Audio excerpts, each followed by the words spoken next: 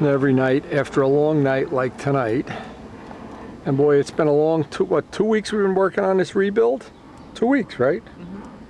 Karen's happy. We're sitting out on our porch eating. What are we eating? Fudgicles. Sugar-free fudgies. Sugar-free fudgies. And checking out the bird action, of which there is plenty tonight. But tomorrow morning when I wake up, it'll be time to put the Novanta back together, just like it never happened. You're the best. You're the man. Oh, I got say that over and over again. No, that's it. You got one shot. I only get one of them, huh? They know I put new seeds out for them. Oh. Another fan of our young birds. Uh-oh, he sees the fledgies. Da-da-da-da-dum-dum. His tail is down. Da-da-da-da-dum-dum. Fledgies beware. We don't like those big cats. Who invited those cats to our party? Forget it. They're everywhere. See, we sit out on our front porch every night and we check out the bird action. And actually, Bruce Hunt would be so impressed. We had for the first time, we had a dove in our feeder, sitting in our feeder. Sharing the space. Sharing the space with the fledgies. What a nice night it turned out to be.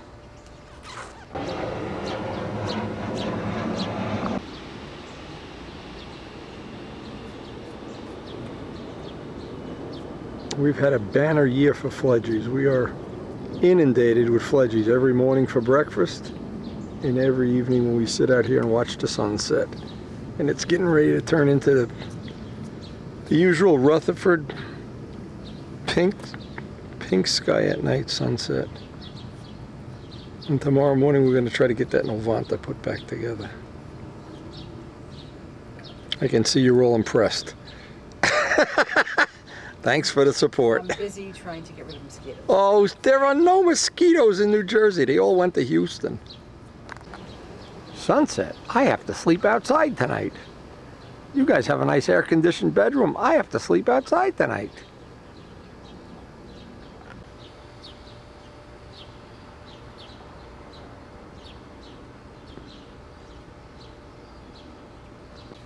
Oh, I'm so hungry. A little fledgie would do me so good right now. Where are Wendy's fledgies? We can have a fledgie snack. Well, we got an action-filled night here. Look at this turbo going up.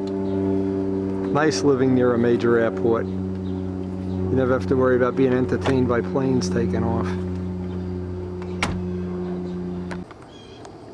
Now, I just thought you'd enjoy sharing one night with Wendy and Karen and the fledgies on the porch just before dark.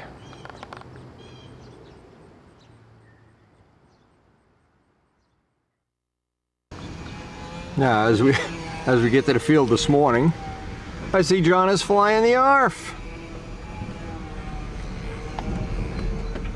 Now, he seems to think yesterday he was intent that it was tail heavy. Of course it isn't, but we'll see.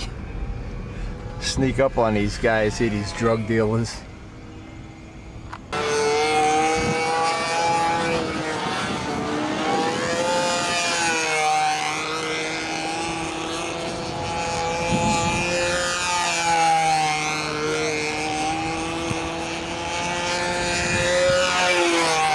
Is he enjoying it or not?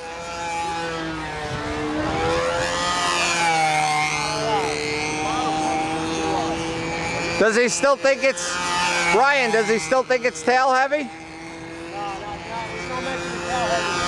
No, he shut that right off, huh?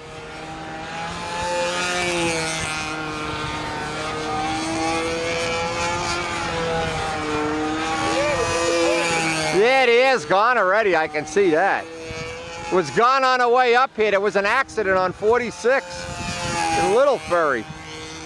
May not even be able to get home for another hour.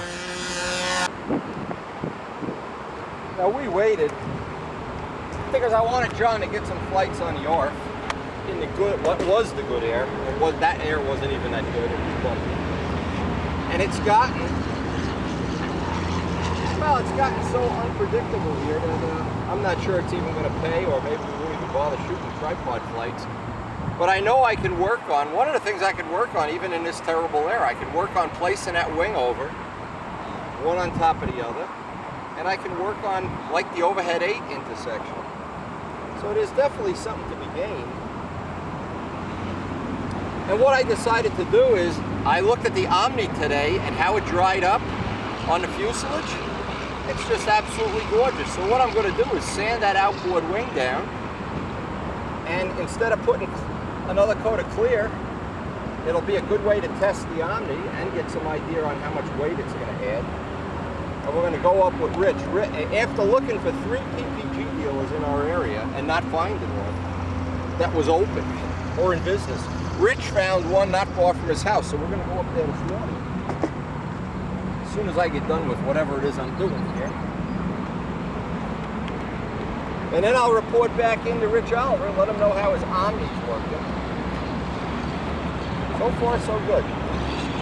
I'm really impressed with the way that worked on the fuselage. But again, I'm airbrushing it on and I'm mixing it 50-50 with thinner, so it really, I don't think you could really, with that thin of an amount, you could really realistically buff it. I don't know.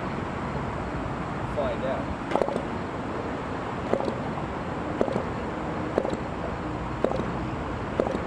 Oh, so you don't want to start this one. You figure, fly me into good air and then hold me out to the end.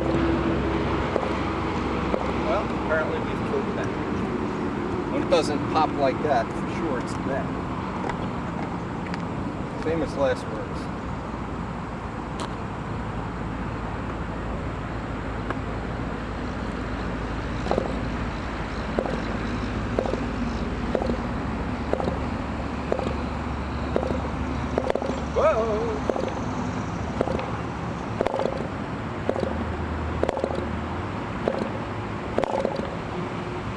Maybe I flooded it out.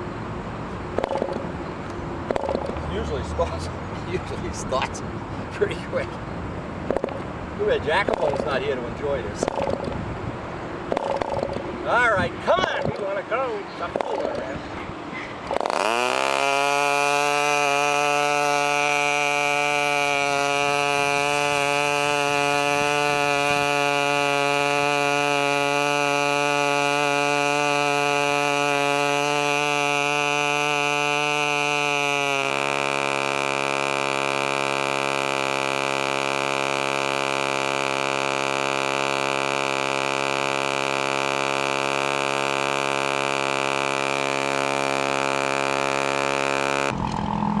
Now the air's gotten so unpredictable that it's actually getting dangerous to fly, and I don't want to.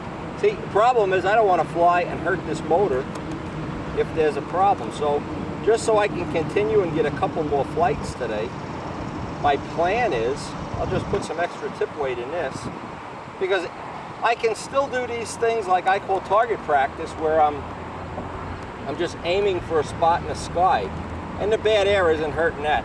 But it's for all practical purposes. I'm not going to fly any real maneuvers here. The sun is just really right in the wrong position to even shoot pictures today. And the air is swirling everywhere. Now, usually what I'll do when it really gets nasty like this, where the hell's my, take my tip weight out. What I'll usually do is just put a 1/4 ounce of tip weight in. In fact, I got a piece that's smaller than a 1/4 ounce. I'll try that first. I don't want to overdo it. But that usually will allow me to get way further into the day. And everybody's packed it in and gone home. Nobody else is here, so I got the whole field to myself, which is a real advantage. And I'm planning the day out in my mind. If I get, if this place that Rich has found has the Omni that we're looking for, what's going to happen is we'll be able to paint this afternoon, because I'll get home and it takes about 2 hours to sand out the wing, and the Omni dries right up. That's another nice little feature. Not like that's the only feature in the world. But what I've been doing, because I don't trust this hold down bolt anymore, and I don't want to have this fly out and hit somebody in the head, I've just been putting just as a safety thing, putting Scotch tape on it.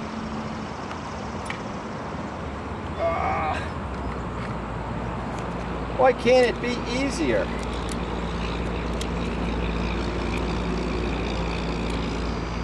Well, when I think of how many flights we've gotten on Jose's plane, it's really amazing. That's just the safety as this plane is really old, and a lot of parts of it, like up in the nose, they're really oil soaked to the point where it gets scary. But it's held up. That's all that matters. Right now, that's all that matters. And I'm not sure it's going to even pay to try to tripod anything with the way the air is. But we've had so many good days. We've really lucked out with quite a few good days that I really can't complain. That we're getting a couple of these nutsy days now.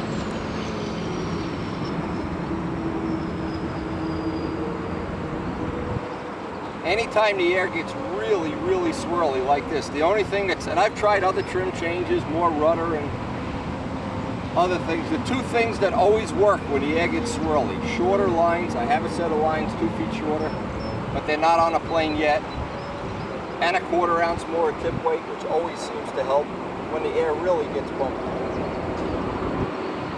But it still doesn't stop me from doing target practice. Rather than saying I'm working on a pattern, I'm calling it target practice. That seems more appropriate. I'm not sure I'm making any progress here, but we'll find out. But not every day can you shoot video because of the way the sun is. It's early in the morning and that sun just gets right where you want to be.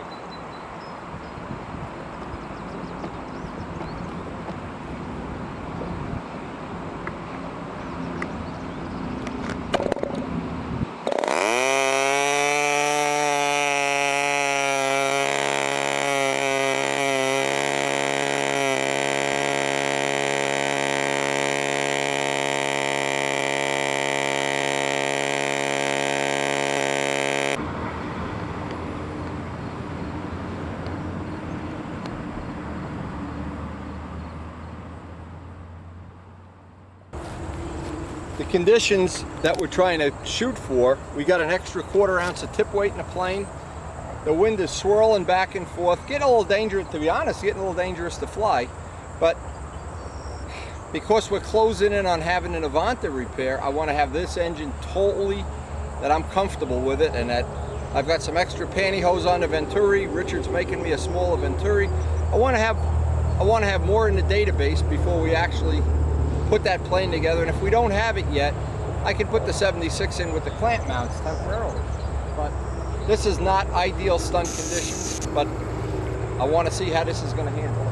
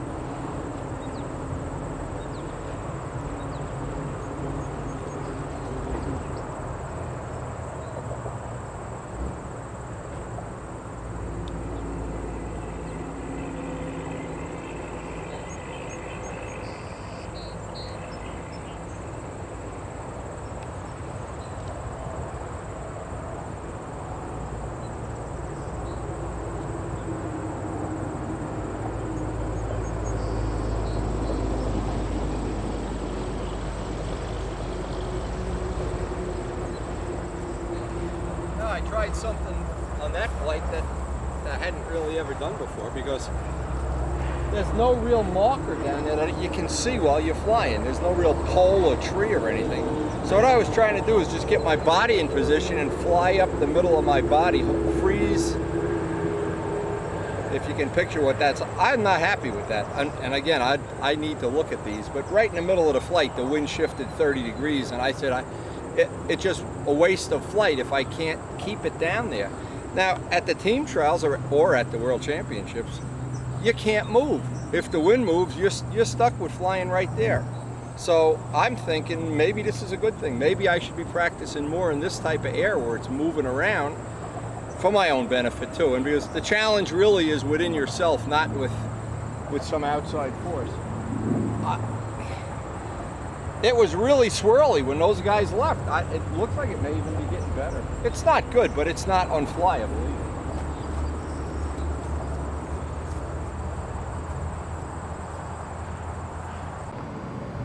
Well, this day very quickly became unflyable and dangerous. And so I decided, Rich is ready. We're going to try to go to this new dealer. I've never been there, and get some more PPG paint. We'll see if this works out. Finish that wing this afternoon.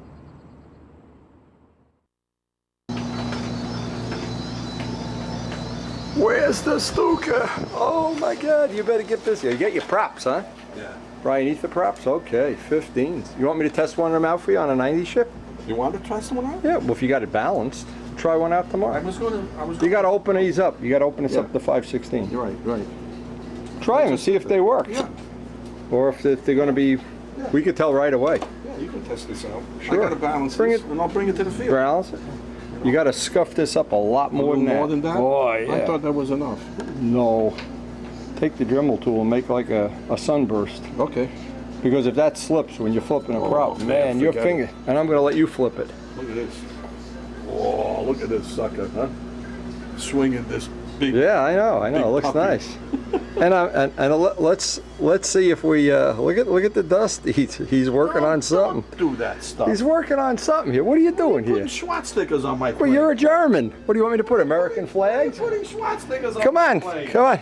Are we gonna go buy this paint before I get towed Look away? at this. Can you imagine the dust? I know. I Look at don't know, the these dust. people- Look at the dust. These people that live here. It must be dandruff. Look at the Dandruff. dust. Can you believe this? Come on, let's go buy some paint, Okay, Junkers. let's go. Junkers, I'll test those props for you tomorrow. I'll bring a 2-blade spinner. I spoke with Bill Hummel, Okay. and he said it's going to be the Oh, you got. comfort in. Okay. And Good. he said he's going to make it. Yeah, same try to get place. us all in the same Yeah, I rooms. told him get us all in the same Yeah, it's room. looking good, Chicky. I can't wait till we get our flying field. Yeah, but these wheel pants are too small. I don't Well, like them. make up some other This gear. winter, this winter, Yeah, make up some other gear. I'm going to make up another set. You know, the wheel pants should be this big.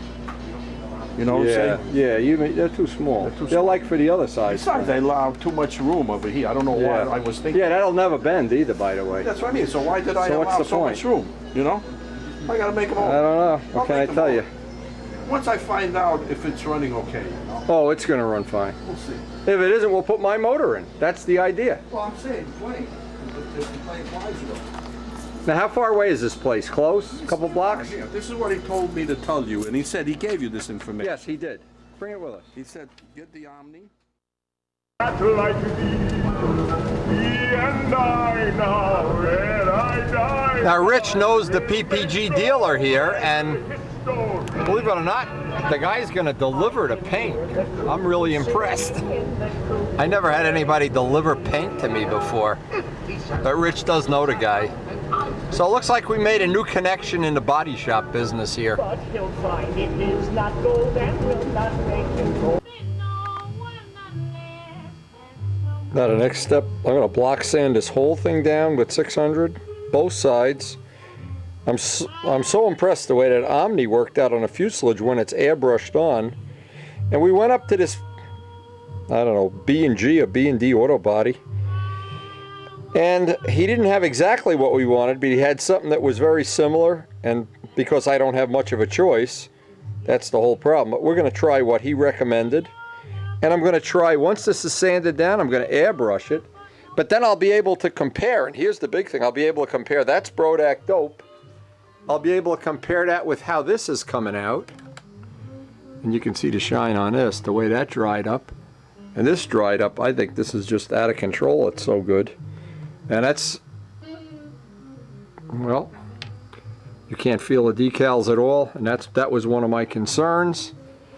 So,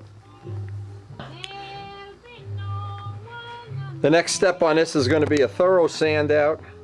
It'll take me a couple hours, then we'll get ready for the airbrush.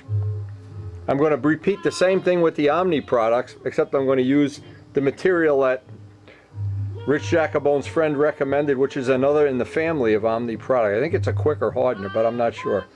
I'll put it up on a video as soon as we get to that step. Magic of video. We just got that block sanded out both sides, wiped down with M600, and we're just waiting. We have to go over, actually. We have to go over by the local Wendy's, and there's a bike shop there. The guy's going to meet us at the bike shop and deliver our paint. We're kind of excited about having my first ever delivery of paint. Usually in the past, I would have to go to the body shop supply, and it's a good 45-minute ride away.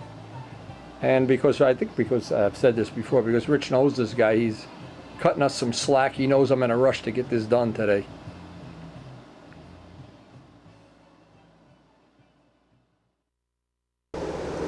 Now it's turned out to be a simply beautiful day for painting, and this is the most unique of experiences.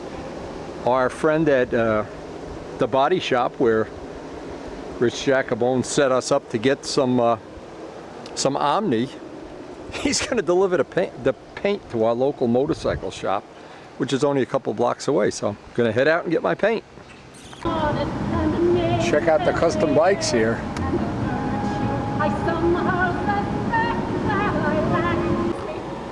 How cool is this? Have your Omni delivered.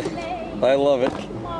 Now we're going to see. This is a little bit different, but he told us this is just going to work. Well, we really don't have a choice. Team trials are coming. Now these are the products we had delivered, and this is a fast hardener. I'm not sure this is what we want, but this will add to our database, and we'll be able to compare this to what we have on the fuselage. And obviously we got enough here to do. Rich Jacobone's going to want to do his cowl, among other things. So it's a 2-to-1 mix. Then I reduce it about 50%, pretty much the same. Now these are not the numbers or the product that Rich Oliver had, but of course they tell you this is exactly the same. We're going to find out if it's exactly the same, and it is a PPG. So we're going to find out if we're going to be able to get one nice thin coat on this on that wing. That's going to be the test of the day. We'll also be able to add a little, if this were a fresh new plane, not a repair, I wouldn't do this experimenting. I'd wait a week to have the other stuff shipped up here, but you know what? In this case, it's a repair, and I want to add to my database because this is going to allow me other things that I want to do, especially repairing the Spitfire. I still have that Spitfire repair to work on.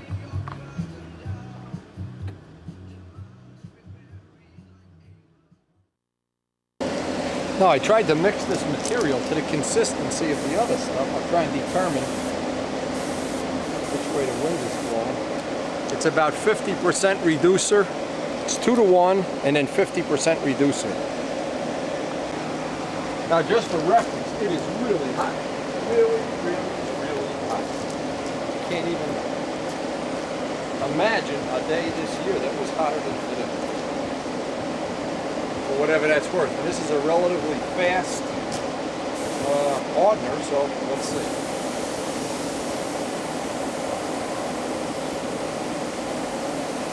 And it may or may not be some advantage to having a fast hardener, I don't know.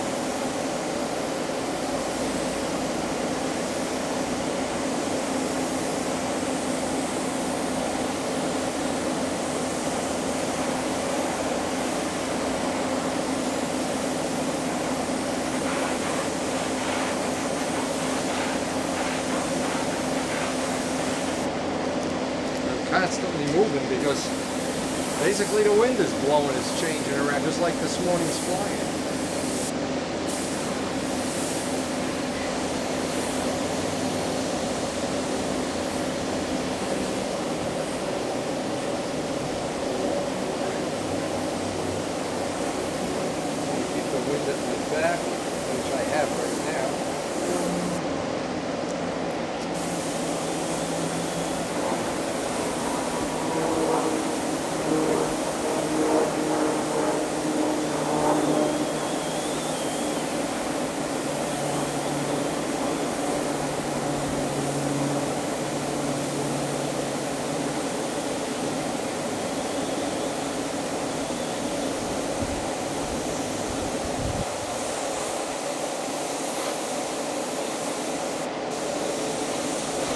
Now it's starting from this initial dry, and I'm thinking I might be able to thin this out even more. We'll find out.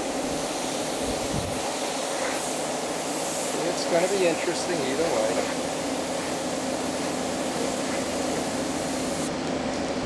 How the wind is at my back this way. There, just went. There we go. Come on, wind, blow. It's the first time could use a little wind.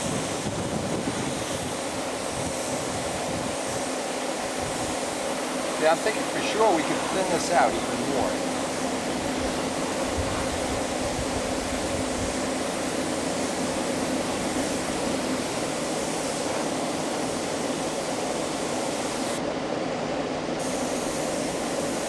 So what I'm going to do is I'm going to finish the bottom of the wing. I'm going to go add some thinner.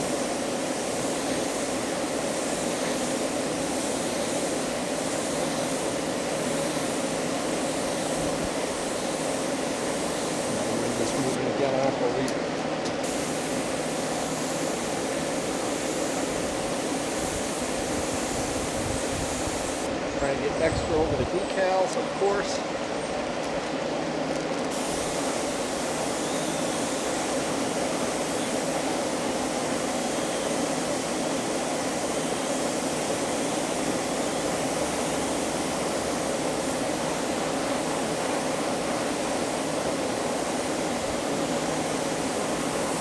Yep, I'm thinking we'll do the top with a little extra thinner. Just to see how this.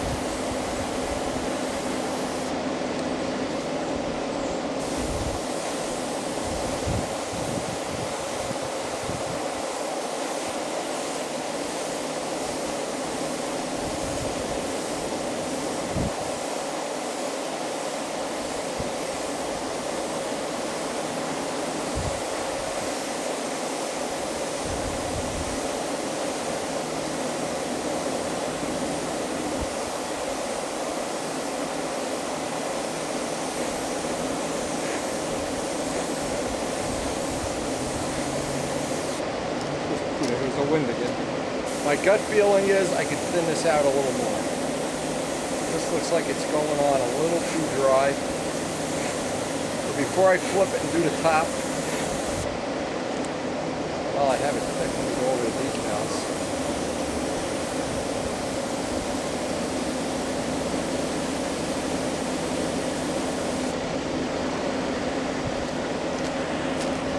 We're going to put a little more thinner in the mix. Now it looks a little bit more, well, here with the wing.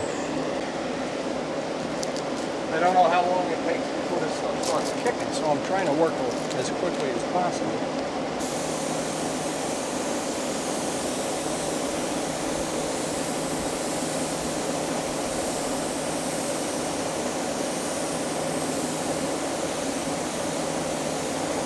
So, wind, man, a lot.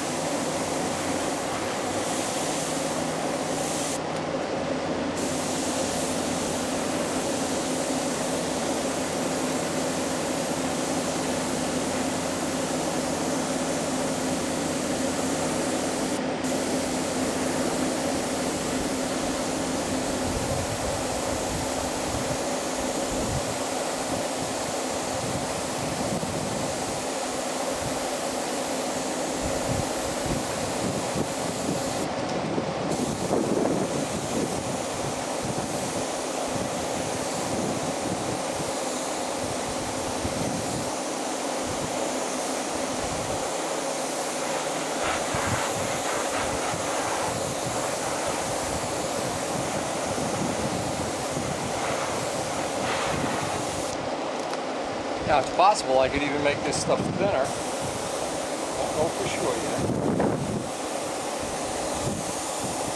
And now with the wind back, now we don't even smell it.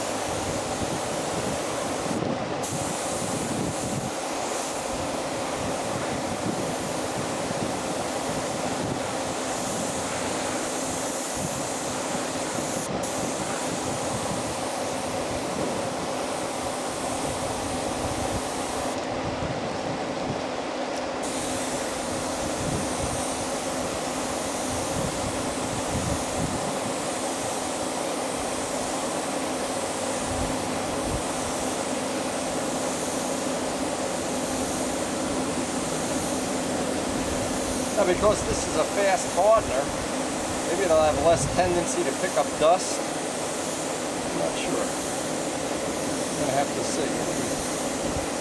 Go through the learning curve here.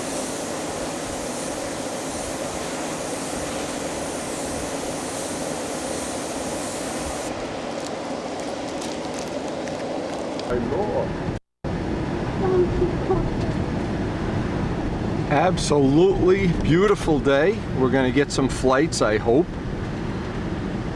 Do a little target practice, so to speak. And then we're going to get back home and assemble that plane. What a day. Wow. This looks like it might be the best one yet. Kind of bumpy the last day, and today it's supposed to be a jewel. We'll find out.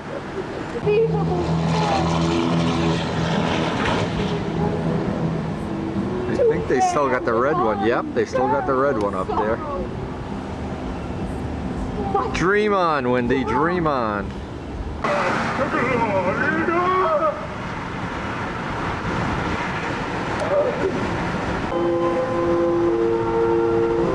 Vets everywhere. Everybody's got a vet except me.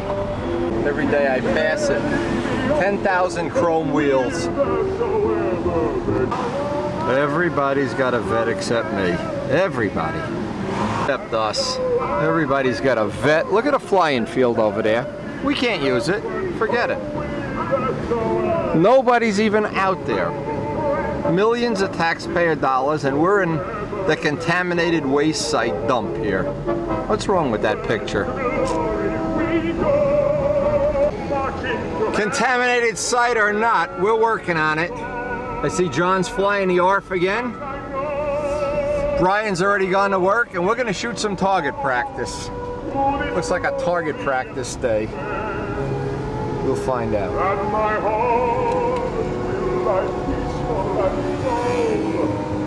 The wealthy men of the world. As Johnny's out there flying the ARF before I even have my coffee. And what we're going to test right away this morning before the air goes bad. What are these, 15, Rich? These are the ones you got from Brian Ether. 15, 5 1/4. Right. I'm going to put this on the 90. You drilled this out 5/16? Correct. For the 90 shaft. Okay. I will get a flight on this before the air goes crazy. John's flying the ARF. Richard's got his Strega. And it looks like we got some weather for a target practice day. Then when we leave here, we're going to go home and hopefully assemble Novanta. I don't think we have the two-bladed spinner here, but we'll just fly it without the spinner for now. I'll be ready by the time Rich gets done flying.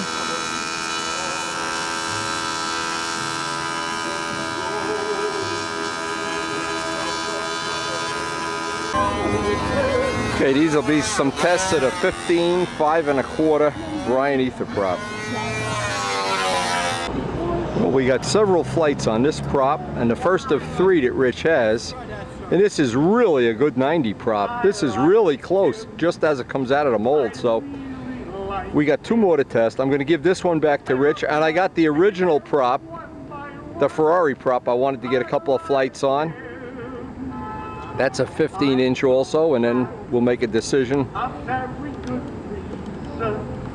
John's got Brian's muffler on. He's testing Brian's muffler on a 76.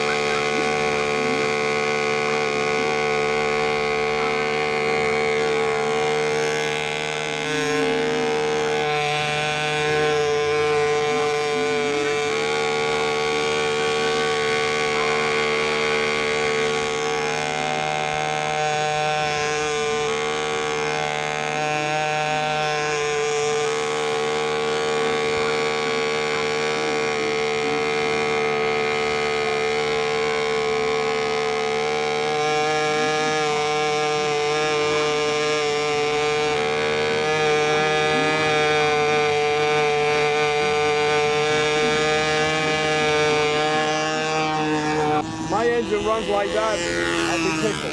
Oh, it will. It will. But getting these props sorted out now is a big part. And I didn't know you got two other ones, but two are the same, right? I got two of these. Okay. And one of another. One is lower pitch. It's a lower pitch, but it's a different shape too. Okay, well, we'll try that tomorrow. Balance it up. I'll finish them up today. And I got to make a spinner so that we can fly with the spinner. That doesn't even matter. oh, it's cosmetics, but it's Yeah, no, I like just keeping a plane in balance, then I get an even... still not getting a football rope. What props he got on there? It's got that wooden piece of shit. Oh, okay.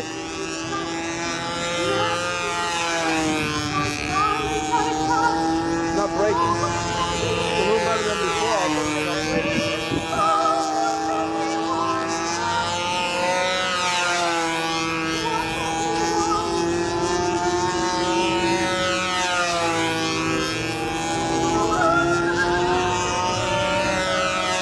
Was he getting good mileage?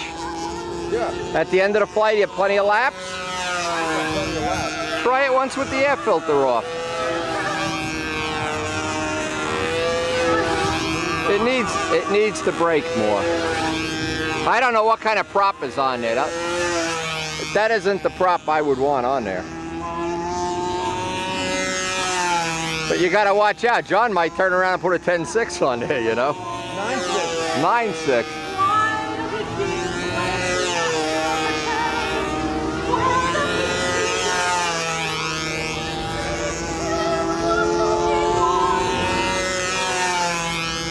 But it's certainly flying a lot better than the orange, you know, the orange crate. The other one's falling out of the sky.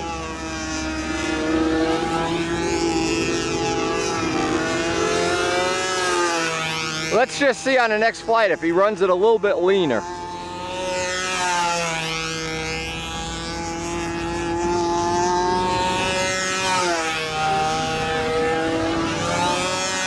Or else we could get one of those Brian headers where there's no muffler at all, just a header. Yeah. That'll unrestrict it. So this is really nice and it's quiet, but I think he'd rather have the power.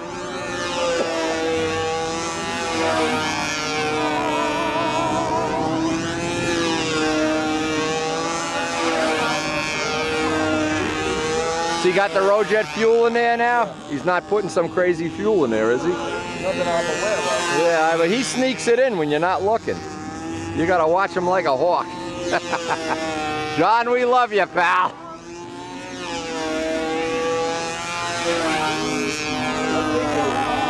What it is, this prop doesn't have enough pitch to run the motor with that kind of a motor run.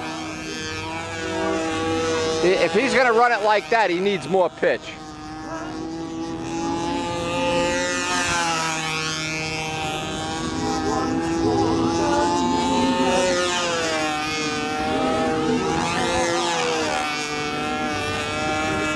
Yes, it's too much. He's got too much prop load on there. It wants to break, but it's just dying. All right, we'll see what we can do when he gets. At least he's getting a flight now.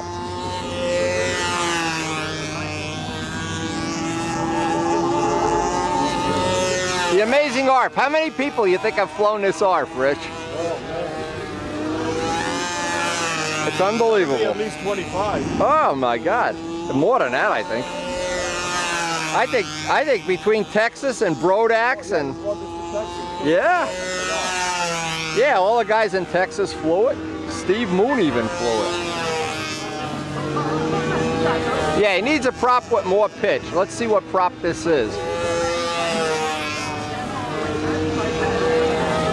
I don't know. What's he got in his box? Go look while he's flying. Let me see what's in his box. He didn't. Uh-oh, another accident. Boy, there was an accident the other day at the Little Ferry Circle. A guy got decapitated. They're watching the plane fly. I know. Good.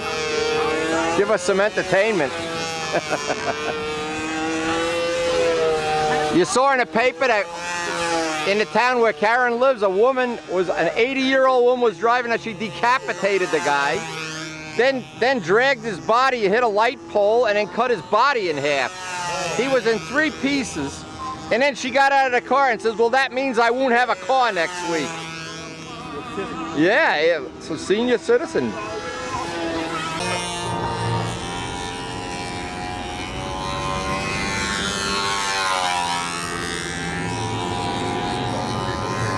John, you got any other props with you? You need a prop. That prop doesn't have enough pitch. You got any other props? Yeah, you need a 6. If you got one, I'll work it for you. Okay. And that prop's got JB Weld drooled all over it too.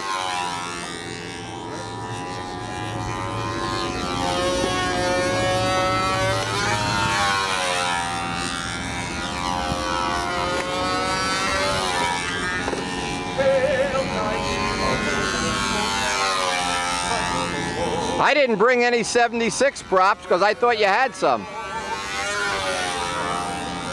I'll bring them tomorrow. I got some by the house, some APCs. Unless Buddy Weeder's still got them.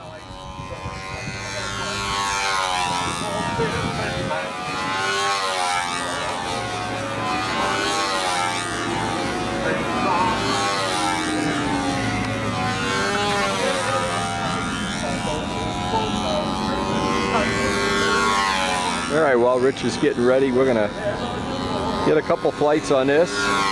This is the prop we chipped up. It was a 16, now it's a 15. At the Nats, it was working pretty good. This one, as long as I got prop testing to do. And we gotta get John a prop with some pitch.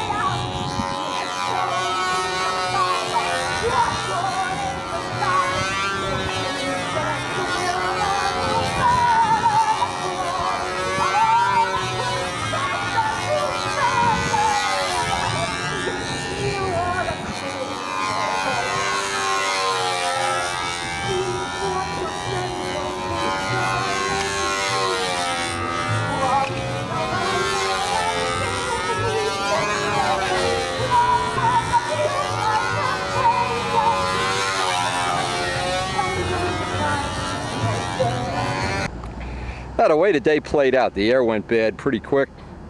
Rich and John went back. I got to get some props for John. I tested Rich's one of Brian Ether props. It was excellent. It really was a good match for the motor. I wanted to do some more work with these props. We know the 4 blades are pretty much in the bank. I wanted to get a couple of flights on the tripod with this prop. I didn't have a spinner that fit with me. I had to grind away on this one. This one was made for the smaller props. Well, now we have it back to where it should be. And I thought what I'd try to do, I waited until the sun got out of our range so we could get some tripod flights, and I think we'll be able to get some right now if the wind doesn't move around. What we're going to try to do, we got the judge out. We're trying to figure out which way the wind is moving, but it's moving constantly. And I've stopped calling this practice and started calling it target practice. So what we're going to try to do, in fact, I just felt the wind shift right now. If this doesn't work, we'll have to move the camera to another position. We'll at least try to get one flight. Let's see which way the wind is blowing. In fact, I'm going to have to move the camera before we even start. It's totally moved just in the time it took me to set the camera up. Now, I'm not so sure we're going to get any. This wind is just moving, but anything I can get, basically looking for wing over track, intersection on the overhead 8, square 8 and horizontal 8 intersections, and that the vertical isn't tilting. I got my notes out. I spent about 10 minutes looking over the notes, and every time I do this, it seems like I've made little corrections, but I have to stay on it constantly. And as soon as this session's over, we're going to go home and assemble a Novanta.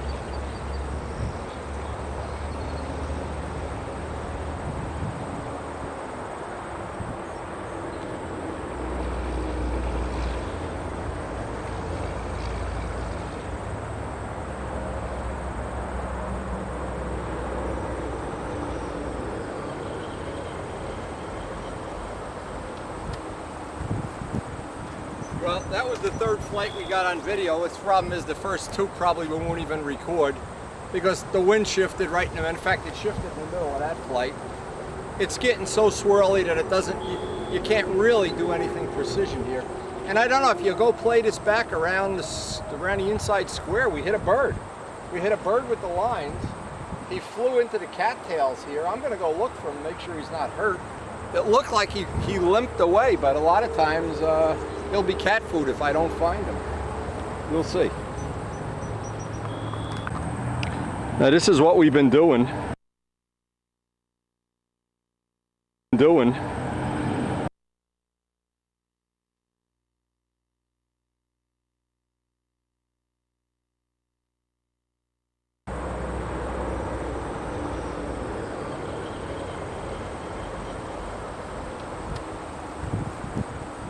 Well, that was the third flight we got on video. Its problem is the first two probably we won't even record because the wind shifted right in the, in fact it shifted in the middle of that flight.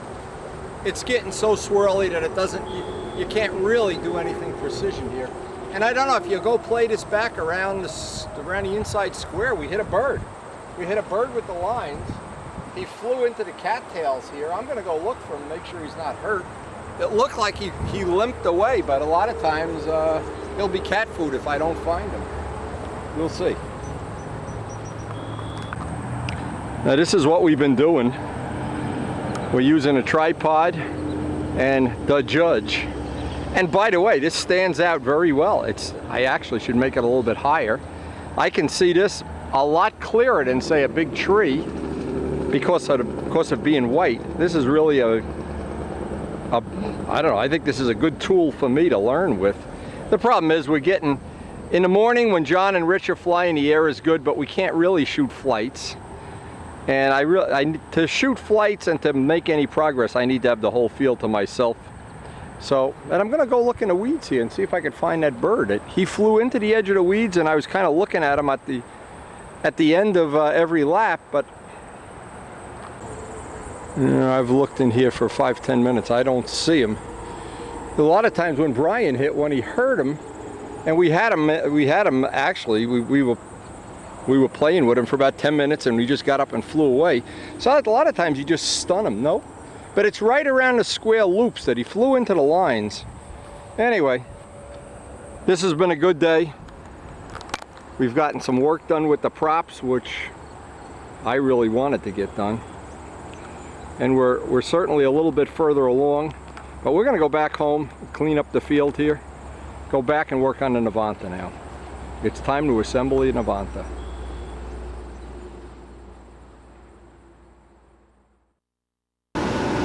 Check this out. We have a new artist in our community and he's been doing these sculptures right out on his front lawn.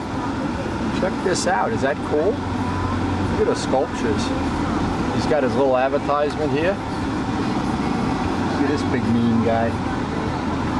We were walking the other night through town and we stopped and watched him. He was out here carving. He actually makes these out on his front lawn. Pretty cool. Just one more cool little thing about Rutherford. Coming home to the tree-lined streets of Rutherford. Canopied streets, where everybody has a vet except Wendy. This is one of my favorite houses here. Check this out too. Nice shade of purple. Karen loves that house. Everybody hires landscapers. Guess what? Wendy mows his own grass. What's wrong with this picture? No wonder I'm in such good physical shape. We really do love Rutherford. We are attached. We are bonded to Rutherford. Boy, this dried up nice. Woohoo! Anyway, we're ready to start the assembly. Pull off all the back masking. Clean up all the screw holes so we don't have any flashing. In the first part of any assembly here, I'm going to take some pictures for our Control Line World article. Upcoming. The decals even came out nice. That's nice material. We'll report in to Rich Oliver how well that worked. I wanted to get some pictures before we started the assembly, even though this assembly is relatively straightforward. There's a couple little modifications I want to make along the way.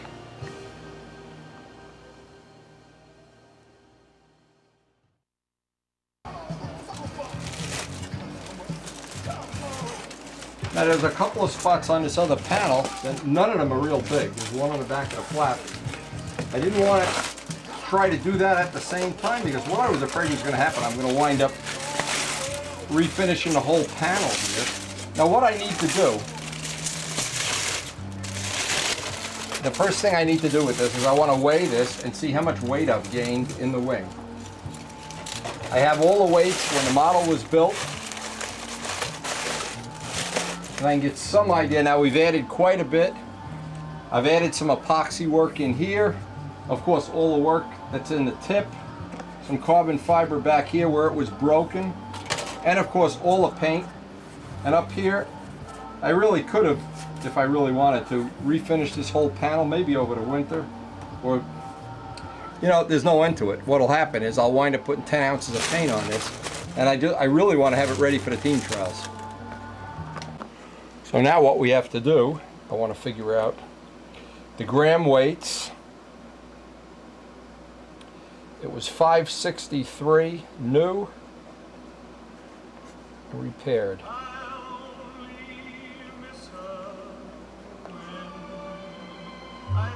And this is why I keep a database. I keep the weights of every single thing before buffing, before silver, before sanding, before tissue. Testarossa, Novanta, every plane we have a database for, so I can look back and see what this stuff used to weigh and what it weighs now. So now our weight repaired and with all modifications is 672, means we've added 91 grams, which is over 3 ounces, about 3 1/4.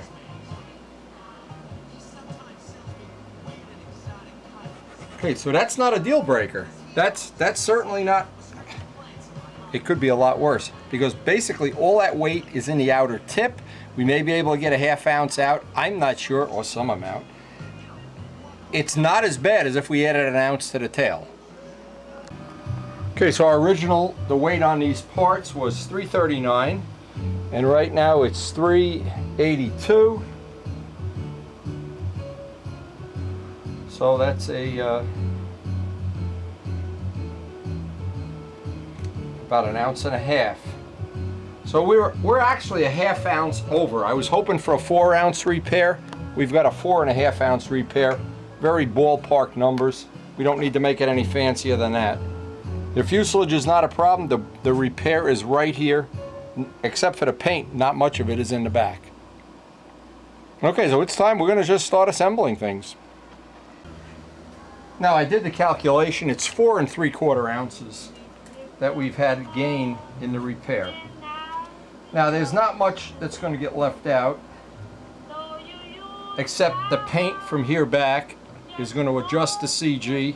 Well, again, most of it is right on the CG. Only the paint back here is going to hopefully not have a giant impact on it where we have to add 2 or 3 ounces of nose weight, or any nose weight. So what's going to happen, we're going to probably wind up with, in the end, about a 66 ounce final weight, which it's definitely not going to be the end of the world. The first thing I need to do is just go back and see that we haven't built up paint in these areas where the body is not going to fit with nice clean fits. If it does, I'm going to take some of this extra paint away, block sand it out. Now I had to take quite a bit of the overspray paint here to get all these joints to line up just right. The next thing is going to be, I want to attach the push rod inside here. And what I have to do is, if you look real carefully the way this worked out, I got to stuff some wet paper towels in there, so if I drop some solder down in there, I don't want to have the catch fire or something like that. And then I can put the tail on.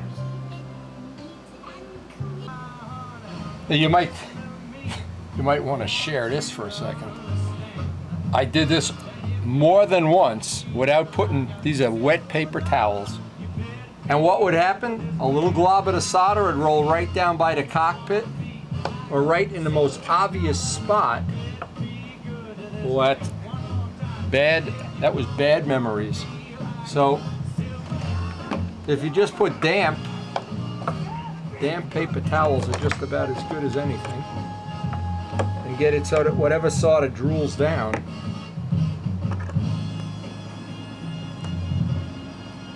beginner's luck.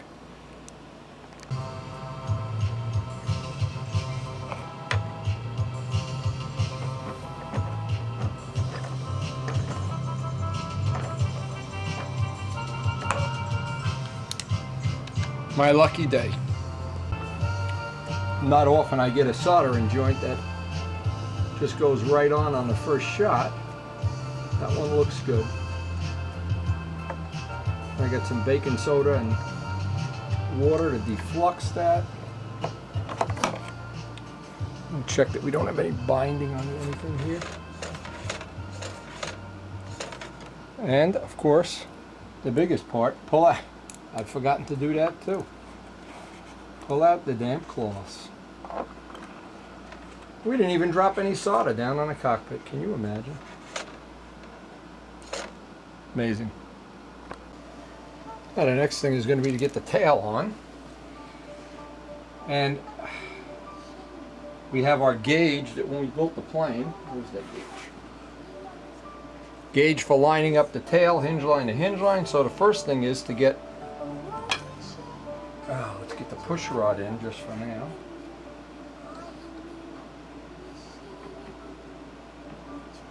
Let's see.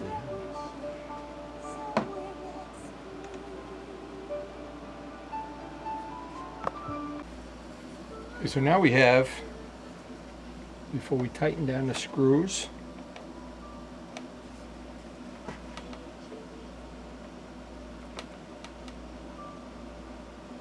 you know, this is unbelievable. I never noticed there's a big chip in the paint right here. I could have refinished this. I didn't see that. I don't know what I was thinking. But anyway, that's got to go just a little bit that way. Let me just snug these.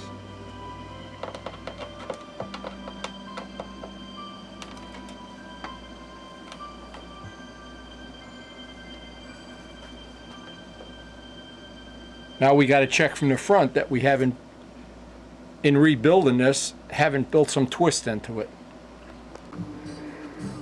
And now with that just temporarily bolted down, I want to make sure, and that looks pretty close, but we did spend a lot of time shimming that up when we actually built the plane and getting it level, so now it's paid a little dividends.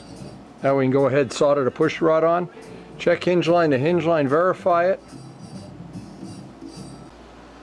That was a break for us that we didn't even lose our Raby rudder adjustment. And I like that little additional spot on the rudder where we ground it away.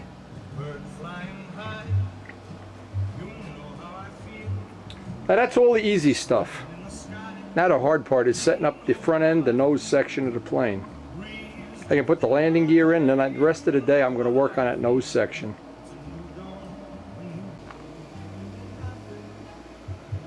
Now what I wanted to do, and I copied the tank shim off of the ARF, made a little block of wood. I've shown that already. In fact, let me show it again. This was for the 90, I made one for the 65 where I just run this up into the tank shim and I can measure off the pads.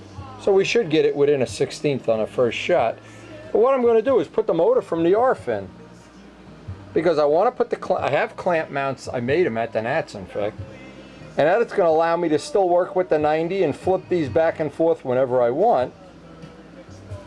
So we have this motor available, and this way we'll have 3 planes in our Air Force all rocking and ready to go. Also, I never flew this plane, the biggest thing, with the CG further back because of the 90. So this is going to allow me to experience the plane with the CG a little bit further back. I'm not sure it's going to be worth it, but I know I can swap the 90 into this right at the field in a heartbeat. So it goes very quickly, and what happened is the little extension unit that we have exactly positions it in the right spot, and we now have the 2 needle valve holes, 1 for each side. So in essence, we can swap motors back and forth. And the only thing I'm not going to have time to do yet is I wanted to convert this so I'd have the option of running a tuned pipe in here. and it's going to require a lot of cosmetic work. Not going to have time to do that today. Maybe we'll save that for another day. But in essence, right now, this is adding another test plane to our fleet. Now, this is one of the things I should have done when I actually built the plane. I should have allowed for using other than the 90. Now, when we make the Spitfires, we'll definitely make, I'll put it in mine anyway, a clamp mount system. The reason is, supposing a plane comes out really nose heavy, and it's too nose heavy for the 90. Well, this would allow you just one more choice. It just gives you choices. Or supposing Rich Oliver comes out with a different powertrain that you want to try. I mean, who knows that he's not going to come out with an 88 or a 57 or something.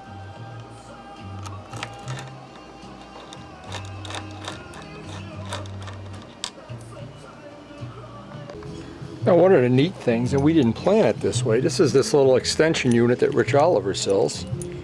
But it's, ironically, it's exactly the right length. And since we already had this set up, and by the way, this gives you a lot of choices in terms of moving the engine around. Adding offset, taking offset out. Kind of a lot of choices here which we'll use to our advantage. And I really wanted, in the course of building this plane, I wanted to be able to do this, and I somehow never made the clamp mounts. Now they're in, and for sure they'll be in the Spitfire. This really gives you a lot of choices that you don't normally have.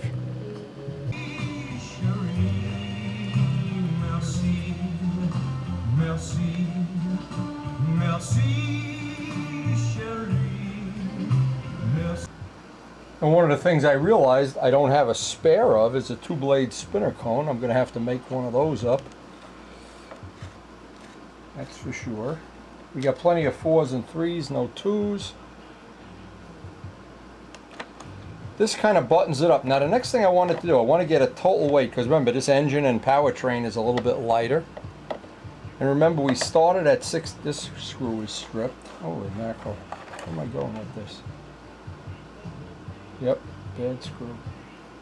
That's what aluminum screws, when they start to get rounded on the edges, just dump them.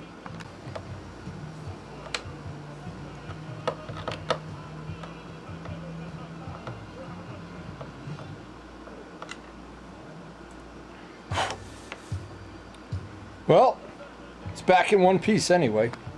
Now there's a couple of things I still want to do. I want to get a final weight again. That's a given.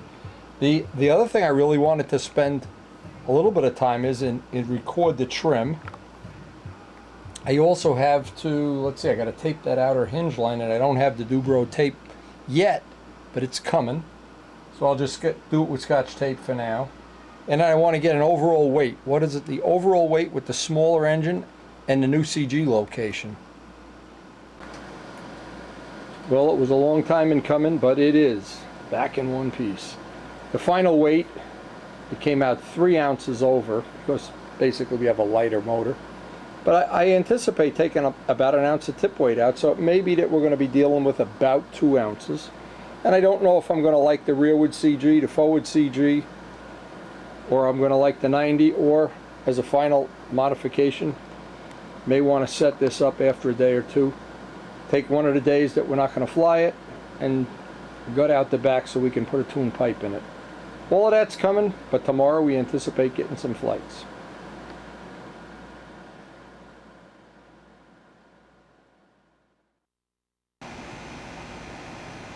Now, one of the things I never did, and it's really my fault, I was in such a rush to get these planes done and flying, and I never took pictures, but I got a whole card in the camera now. I'm going to try to get some pictures of both of them. And I don't know if that's good luck or bad luck or no luck at all. But when you look at them together, they're a nice, I guess they're a nice matched pair. I like the canopy, and this is what I've, because there's definitely going to be another Ferrari plane somewhere in the future. I do like the longer canopy instead of the shorter canopy. I like the Novanta lettering. And I like the bigger badges. fact, I like the bigger badge on the rudder even. And I like that little additional piece on the rudder. It puts it almost in the same family now. I'm gonna have to listen to the weather report because we were supposed to get a couple more nice days. I really hope we do. And the only thing left to do now, want to test this 76 in the Novanta. Then I want to hopefully test the 90 in the Novanta. And then we can, once we get comfortable with that situation, we can pretty much put Jose's test plane away and we'll have these two guys in the car and we'll be getting ready for the team trials.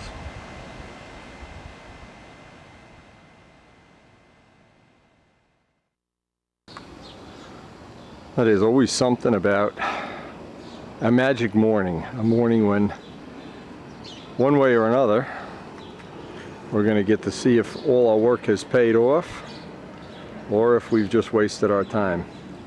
We're loaded up and this will be, well, we hope today, the weather looks fine. The fledgies are flying all over the place here. The weather looks great and we're going to try to get some test flights on this with the 76. Do a little preliminary retrim. We've got the CG way back. It's a little heavier than before, of course. And actually, I can still smell the new paint from sitting in the car. And I remember bringing the A26 after it was totally repaired, or Strega, the first time we did the major Strega repair. I remember what a thrill it was. As soon as the wheels break ground and it's in the air again. Now here's what I really don't want to be doing today, but I have to do it when I get home.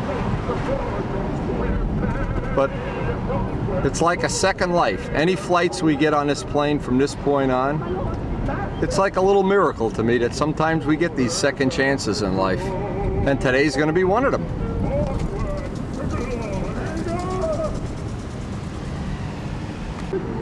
Look at this, more Corvettes. Every morning I gotta look at these vets and I keep thinking, everybody's got a vet except Wendy. Everybody. Not exactly the truth.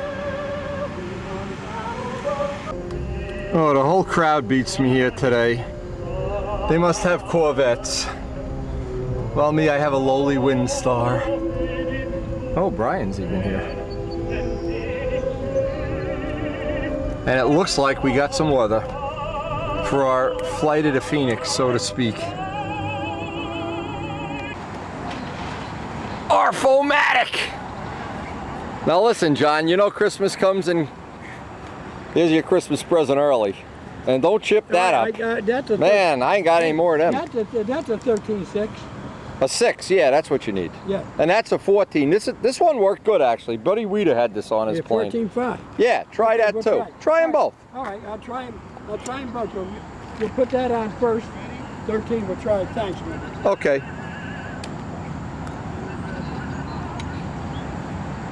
Boy, it looks like nice air here for a change.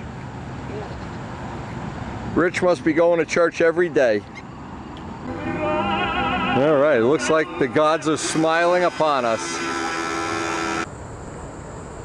Okay, we don't have a really great camera angle, but this is all we're going to get for now. The way the wind is, well, not even wind. Get out of the sun. This is the first flight of the rebuilt Novanta. Little lead, but it was okay. Yeah, a little lead.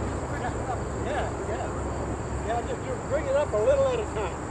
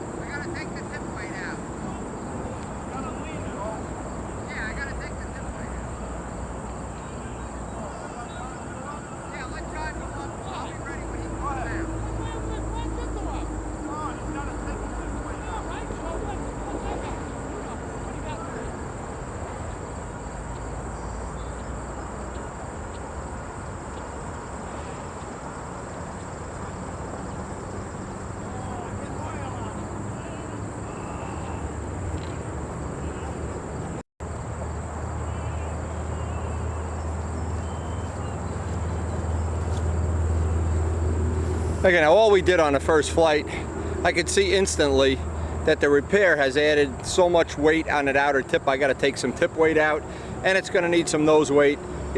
So there wasn't much point in doing any maneuvers, but at least we have a preliminary flight on it. Now I'll take it in the pits, put some nose weight in, take some tip weight out, wait for my turn in the order, and we'll go again. But it's a good feeling to know, a really good feeling to know it's back in the air.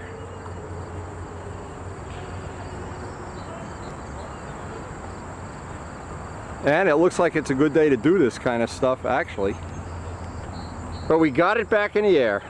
It doesn't sound like it's real important to most people. Boy, is it important to me.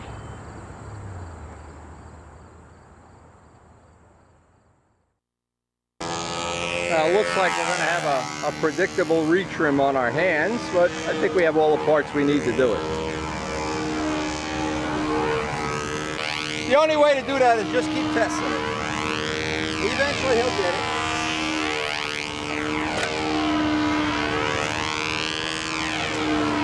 But it's flying much better than Oh yeah.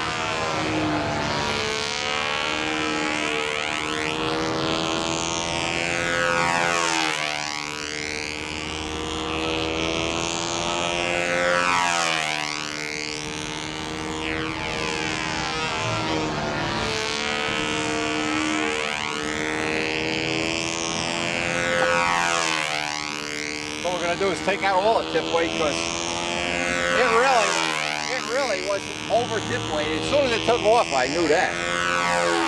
You just take this out for now, put a nose weight in, and get started on trimming it. I have to look through the hardware and see what, I think I have a 1 ounce nose weight to start with.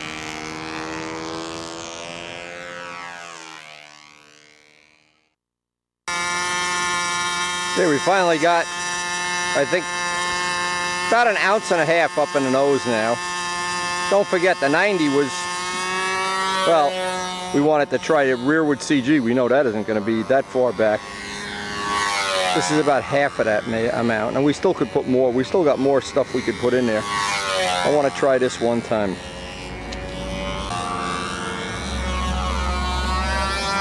You know, when I come down that hill, John, you start looking at the plane, and all of a sudden,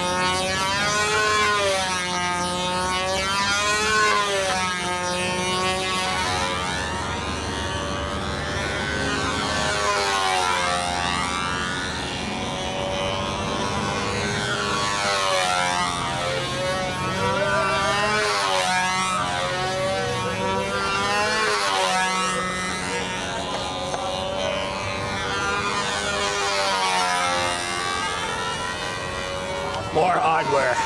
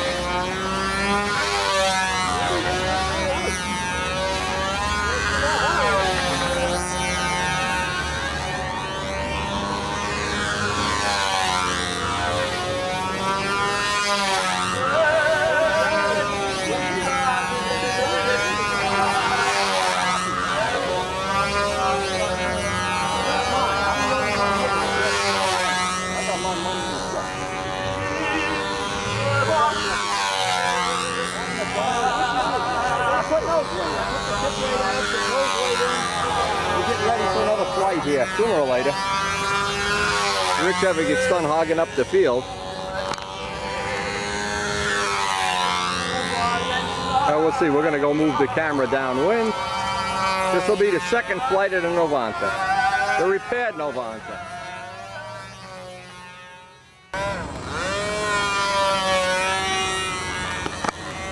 Okay, as soon as Rich comes down, flight 2, the Novanta repair, all the tip weights out and 1.5 ounces of nose.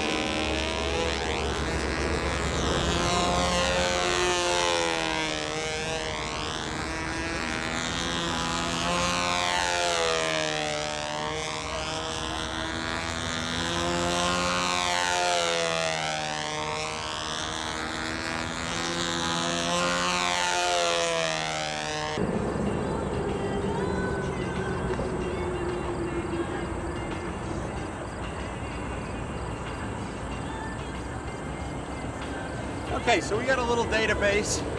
It needed the nose weight. It needs a little bit more. I'm going to try to get another prop with more pitch. We're not in a friendly RPM range yet. All the tip weight's out of the plane, the weight from the repair, and I may have to try to get in there and gouge some more out. Still seems like it has a little extra tip weight. Prop. Right now the biggest thing is to get a prop with a little more pitch.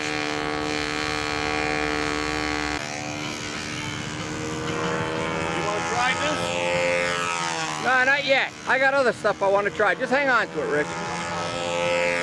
That's the one with lower pitch, right? Same prop with lower pitch? Okay. I got other ones I want to try. Now, we had the best of first days out. I really shouldn't complain one bit. I even got to try this Bali prop, which I knew wasn't going to work. It's way too high RPM of a prop for a no-pipe engine. But I wanted to test it. But all through doing this project, I guess, I thought I wanted to develop, I wanted to have that clamp mount engine system so I could just replace engines. And now I know this whole setup. I have put in my notes the spinner, the prop weight, the nose weight. Yeah, I got to go back to the other prop. And I have a package that I know will not only balance the plane, but get me in the ballpark. So what I thought I'd do with the rest of the day, and I wanted to do this at the field. I didn't want to do this at the shop. I wanted to be sure that right at the field, I could pull one engine out, put the 90 package right in, and then obviously figure out if the tank needs to be reshimmed or not. Make some kind of a decision there. But this would give me the chance to do it right now. Again, Rich is leaving the field. He's the last of the guys going. And so this is what I call extra time, free time. And I want to be able to, remember, one of my goals is I want to be able to swap one complete powertrain. This is what I didn't have at the Nats, by the way. If there's a problem with one powertrain, I can just swap another one right in this case, the 90. And I guess this is from all the, well, one of my little philosophies from all my days of motorcycle racing is that you got to be able to do everything right at the field, right at the track, the field, whatever. And there's no test if you do it in a shop where it's air conditioned. I want to see, and I want to get some idea of how much is involved. And the main thing is I need to know where the new tank shim, or maybe they're going to be close with this tank. Now, I'm not going to know till I take the whole thing apart again. But looking at how this laid out, this powertrain will come right out.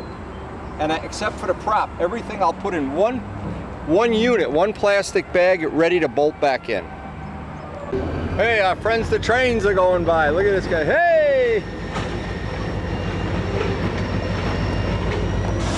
You got to be able to work on a plane while a train is going by. The guy blows the whistle, especially when you're flying. It scares the hell out of you.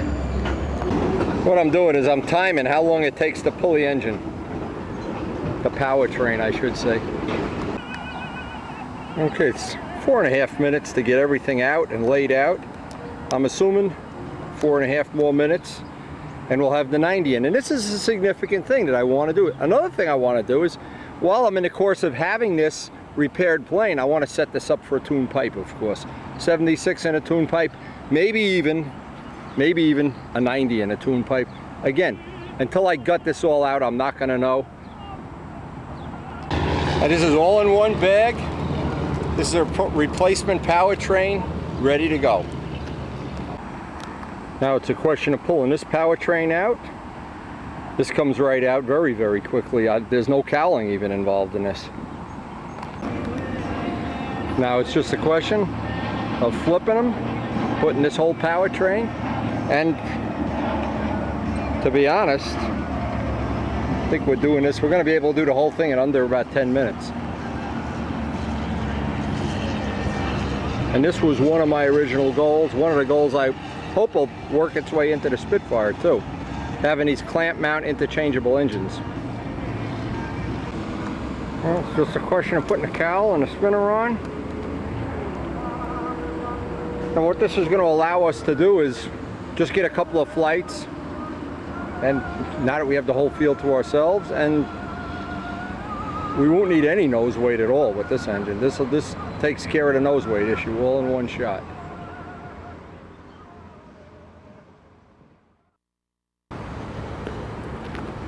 Now what we want to do before I leave today, hopefully, because I got the whole field to myself, and the air is not great, but it's flyable. I would like to get a couple of flights from downwind, except right now the wind is swirling. I want to get a real comparison of what the trim changes are when, in other words, do the lead outs change? Does the rudder change? Does anything change? I know right now I have all the tip weight out and it's still feeling like it's got a 1/4 ounce or so too much tip weight, but I'm not going to worry about that. I can hollow that out back in the house. And I guess I need to check. Now Rich Oliver is going to make me a smaller Venturi. That's one of the things we wanted to try. Remember at the team trials, the mileage is a big problem. You got to get it to run under 7 minutes, so that becomes something that you have to deal with. And the combination of smaller Venturi and more compression usually means that's easier to get real accurate very quickly, even when you make changes.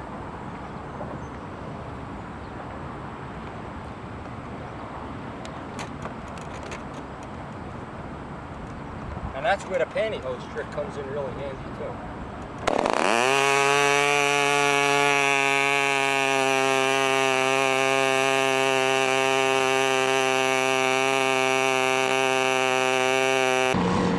Now this is pretty interesting. After a couple of flights with the 90, one of the things that's jumping right out at me with the 90, I'm going to need some tail weight. And I'm not sure, because the paintwork is almost all behind the center of gravity, but it seems like in the first half of the pattern it's real nose heavy, but that's why I have all these little brass tail wheels. Rich Oliver made me a brass tail wheel when we were in Texas. Now's a good time to put it on. And I need to know when I swap the engines, obviously I don't want the 76 and the brass tail wheel, I want the 90 and the brass tail wheel. So having these combinations and getting them all sorted out ahead of time, and in my opinion right now, it flies much better with the 90. I like it better with the 90, but obviously that's all in the eye of the beholder. But we always want to have that option of just dropping it in. Now it's 3 ounces heavier with the 90, because the engine, that package is 3 ounces heavier. And we're going to add something to the tail wheel, so I'm saying we've added 4 ounces of weight, taken 2 ounces of tip weight out, aggregate of 2, and added 3. We're now probably sneaking up on 67, 68 ounces. But the ship really is performing well. I think it's flying just as good as before it crashed. Not that I'm prejudiced.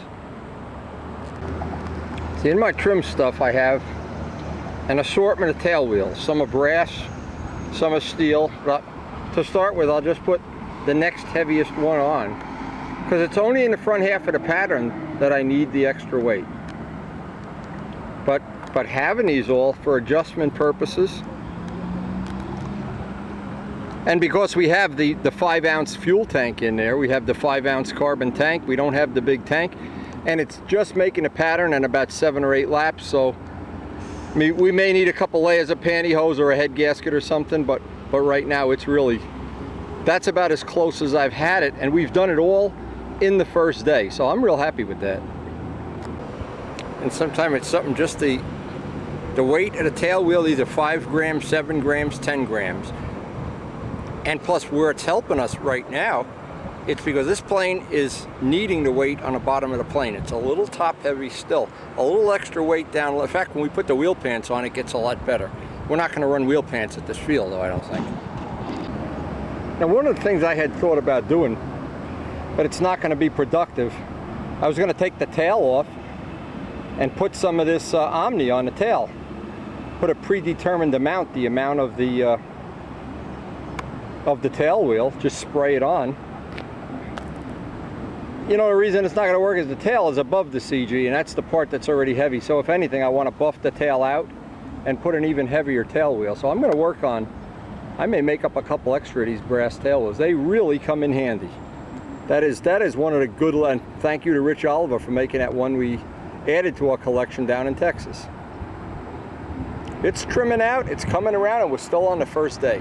We're going to try to get some tripod flights, but again, swirly air, you really, the camera's never in the right position. It really is annoying.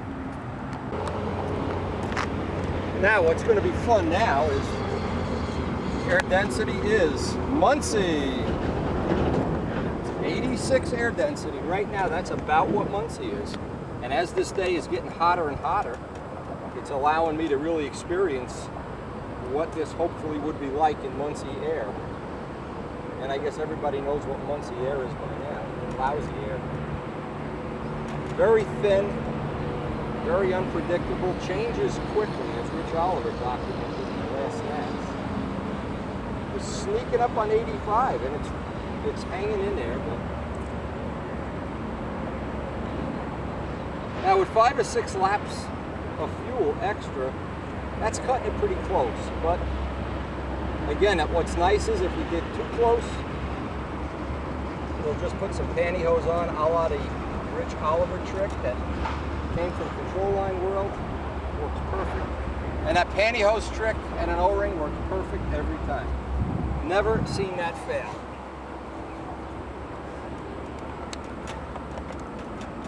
And it's a good feeling. To be honest, it's a real emotional moment for me when I'm flying this, because like the 826, and I mean the 826 was a repair that I didn't know how long it was going to last. This plane could do the same thing, because you never know about internal damage that you haven't seen. But in the meantime, it's given us just another learning experience that we can add to our database. And this paint, you really don't even have to worry about fuel getting on that wing. I'm not sure, but when we get home today, we'll reseat in all the bolts, clean the filter, and well, we'll get a couple more flights today.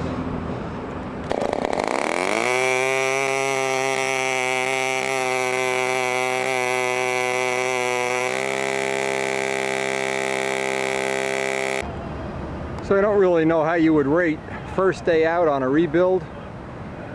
I rate this pretty good, and it has been my lucky day. A very emotional day for me. Hope you enjoyed sharing it with us. We'll hope to get some good tripod footage in the next couple of days as our retrim evolves.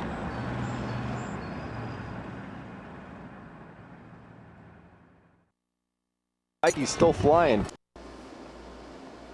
Now when I got home, one of the things I wanted to check, because we added weight, we took weight out, we moved weight, we changed the engine, changed the nose weight, put the lighter spinner on, the heavier spinner, and I got it to where I think it's trimmed very well. Now what happened is, and we're at exactly 68 ounces on the scale, which I was wondering if we're going to get over 70 here with the repair weight. But one of the things we have is absolutely no tip weight at all in the plane. In fact, I'm going to be able to gouge out a little more out of there. And I had put full 70-foot lines on to see if this was enough, more than enough tip weight for 70-foot lines. So it probably means I can get a 1/4 of an ounce. I can get in there with a Dremel tool or something when I get time. And it's going to mean when I add the wheel pants, that's going to add about an ounce. So, but we're, for a first day out, I'm just thrilled. I am absolutely thrilled. So, and again, I hope you enjoyed sharing this little adventure with us. Two of what's going to be the retrimming and flying again, and the Novanta flies again. Boy, we had a great day yesterday. Looks like today is going to be even nicer, hotter. And we love the canopied tree-lined streets of Rutherford, of course, on our way out to the field. And everybody's got a sports car except Wendy. Everybody's got a vet except Wendy. I can't believe it. Everybody's got a vet. I don't believe it. I gotta see this every morning. Even people on welfare have vets. There's just vets everywhere except in my driveway. Now, while I'm thinking about cars, there's another vet.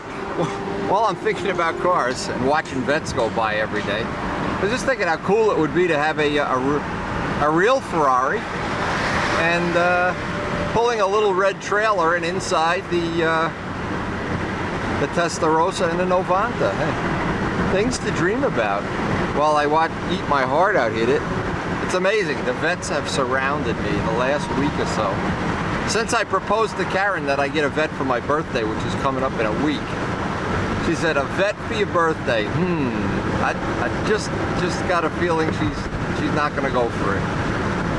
She said, why don't you go flying with Rich and Brian? So I think I'll go flying with Rich and Brian.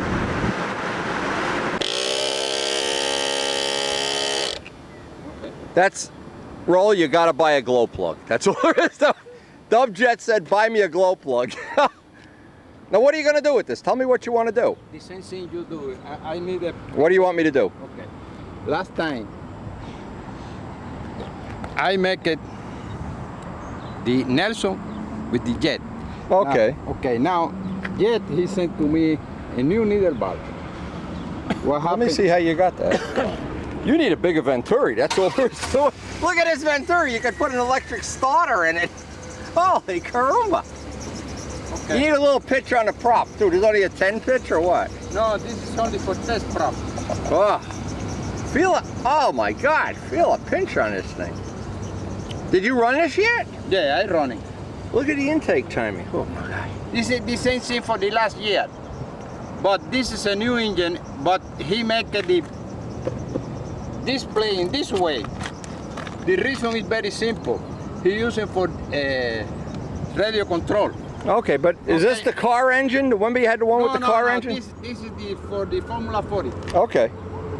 Now what do you want me to do here? Tell me what you want me to do. Start engine. You let me know when the fuel coming. The same thing you do the last time. I don't remember. I'm an old man. Tell me what you want me to do. Okay. You want me to hold the bladder? No. The only thing you start the engine.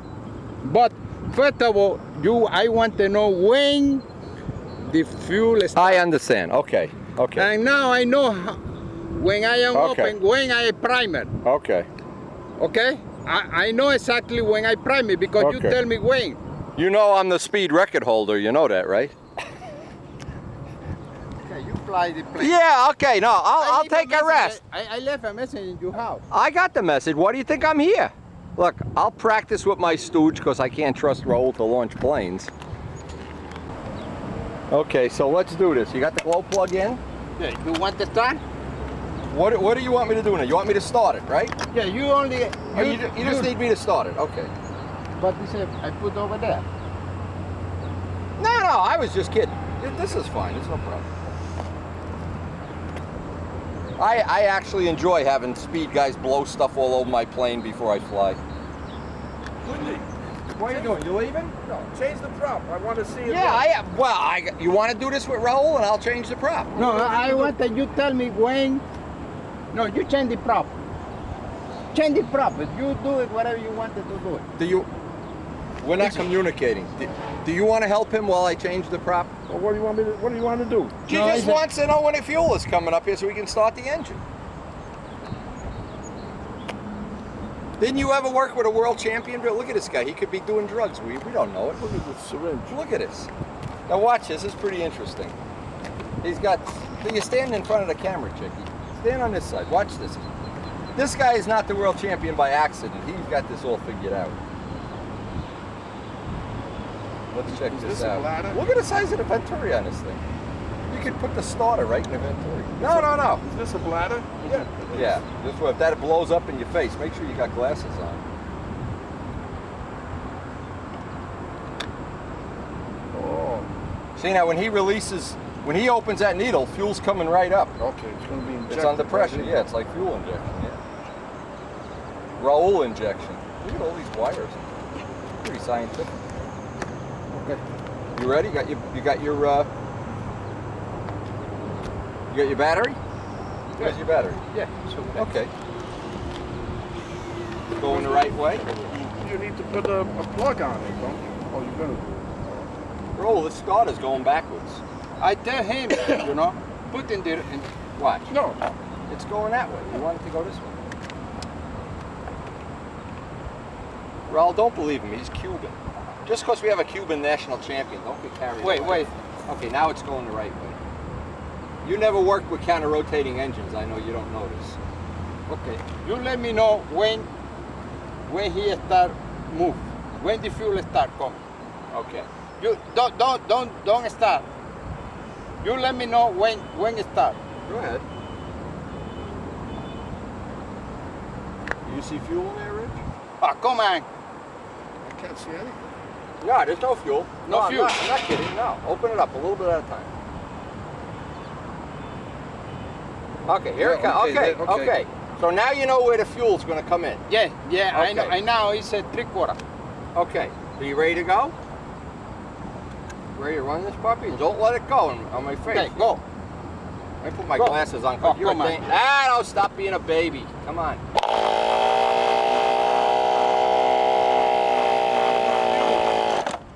It's flooding. Shut it off. Yeah, shut it off and let's use up the fuel. Right? Now, Yeah. don't open it up now till No. it fires. I know a 3/4.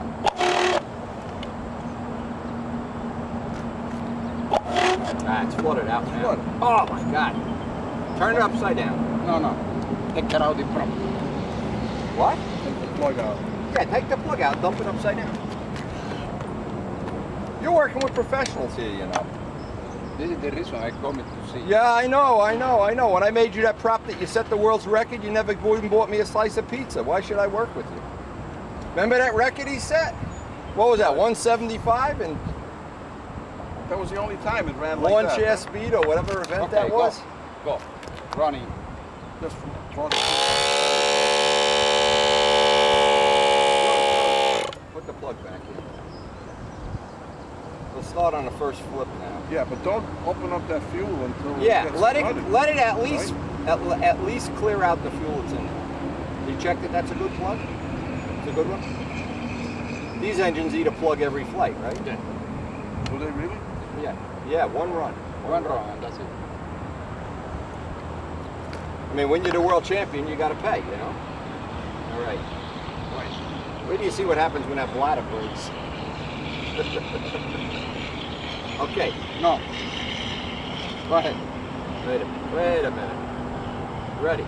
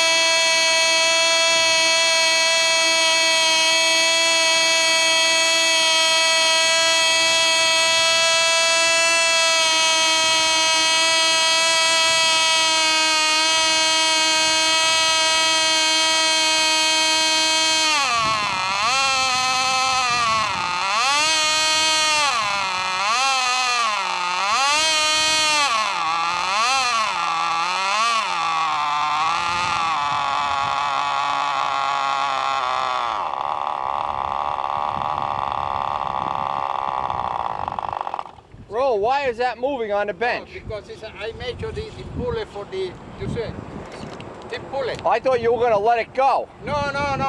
You don't look so stable on your feet, you know. You look like a guy maybe had a few drinks. You been drinking in the morning? That's some motor, huh? Wow. Thank you very much. Hey, I know exactly. you know where the pizza parlor is. Stop being a baby. Go and get us a pizza pie. How many does this go? That's a some engine, baby. Okay, now that we have the speed event over with. You balance this prop, Rich? Rich, Yeah, is of course it's balanced. doesn't look balanced to me. Oh, what do you mean it doesn't look balanced? Give me a break. Has a rough look. We're gonna try. I'm gonna change the prop. This is a 15 4 1/4. We're gonna try this for one flight.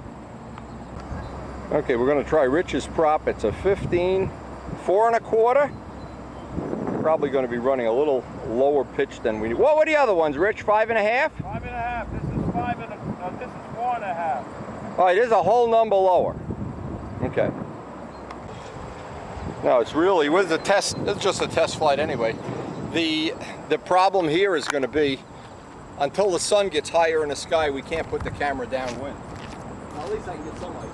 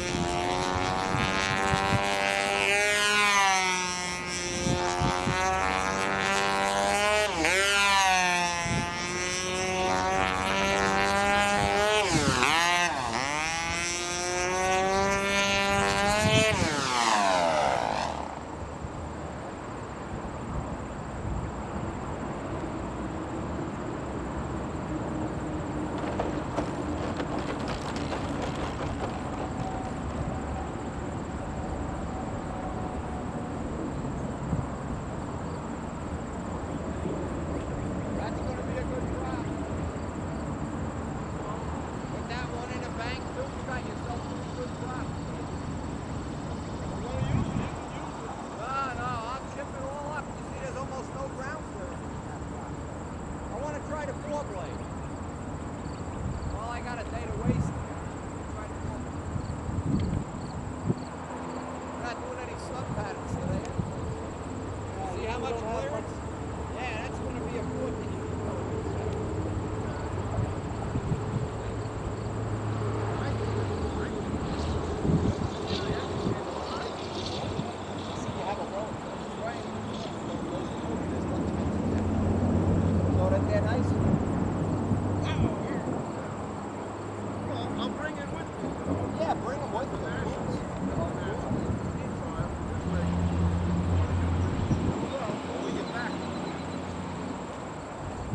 I don't even have the handle on this.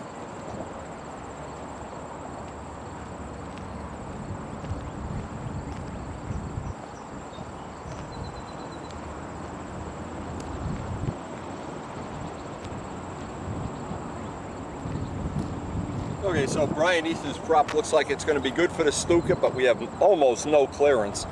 And I don't want to chip it up on Rich because that's one of the props he's going to use on a Stuka. So we're going to try, before the day's out here, we're going to just do some prop testing. The air is already gone. We want to try compare the 4-blade and the wood 2 blades, just get a feel for which we're going to want to have on under these conditions. Now we have a good database on these props up at the circle burner field, but the trouble is the air here is totally different. And actually we're at the end of this. This is really getting a little bumpier than I want to be risking a plane in right now, so may try to get one more from the tripod, but that's going to be it. Now we really did want to help Raul this morning, and actually he has become one of our favorite people. We enjoy, he flies these speed events that we make him crazy. We tell him our stunt ships go faster than his speed. But he's a good man.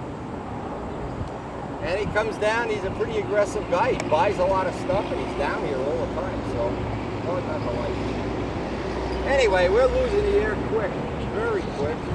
Thunderstorms are coming in tonight, so I'm guessing this may be a write-off the next couple of days, but I feel like we got some flights. I'm closing in on having a handle adjusted, which will be a nice feature sooner or later.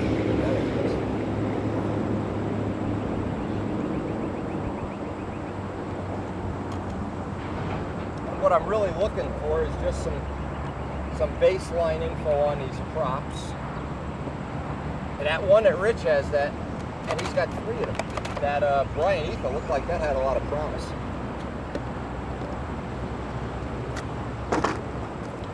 Again, time will tell. We need to run these under different conditions. It's really hot here, by the way, and it's getting hotter by the minute.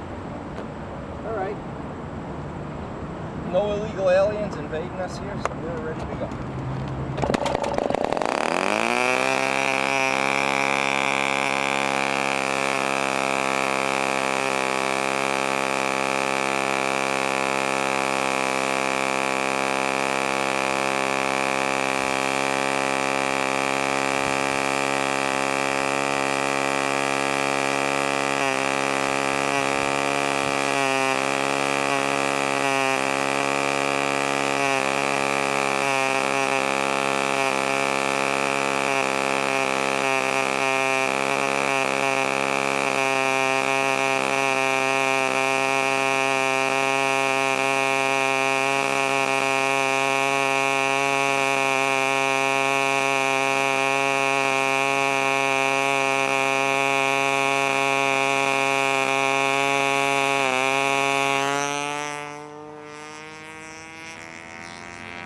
Delivered the message that you wanted me to deliver. So Rich comes back right in the middle of this big training session.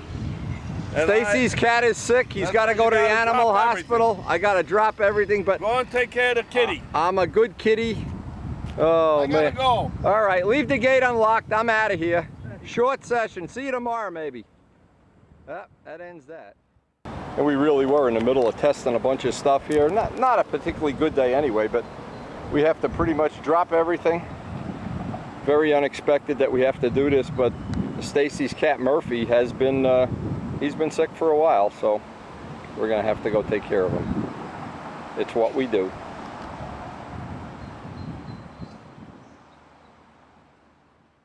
Now, one of the things I wanted to try a smaller Venturi. Rich Oliver had made me up some blanks. This is the same Venturi, and it's a 225. What I wanted to do is make a spigot out of it, and this is what this'll in essence shrink it down probably 10 thousandths, which is going to give me a couple extra laps at the end of the pattern. I'm down to only having a few laps with the tank that's in there now, and so I can, one of two things, I can make a little bit smaller. I can add some pantyhose, and we already have pantyhose on there, 4 or 5. I gotta count them. Or I can add a head gasket, or all of these. Anything. If you look at the flight we just put up there, you can see the motor's really running hard and it's hot. So what it means is as it cools off, the motor's going to run harder and harder. In essence, what we want to do is bleed down some of the power. And while I have this apart, I always check that nothing's getting loose in by the tank, none of the shims and all of the other things. Everything's dry as a bone. Everything looks pretty solid. This is how much pantyhose we had on there yesterday. And by the way, the cat looks to be, well, he's still at the vet's, but he's going to stay there for a couple of days. This poor cat has had four major operations. He's all full of zippers on his belly. So, but he's the treasure of our family. So, whenever the time comes, we run and we take care of him. He is Stacy's. I mean, anybody that's got a cat, a dog, a bird, anything, you know how you get addicted to them.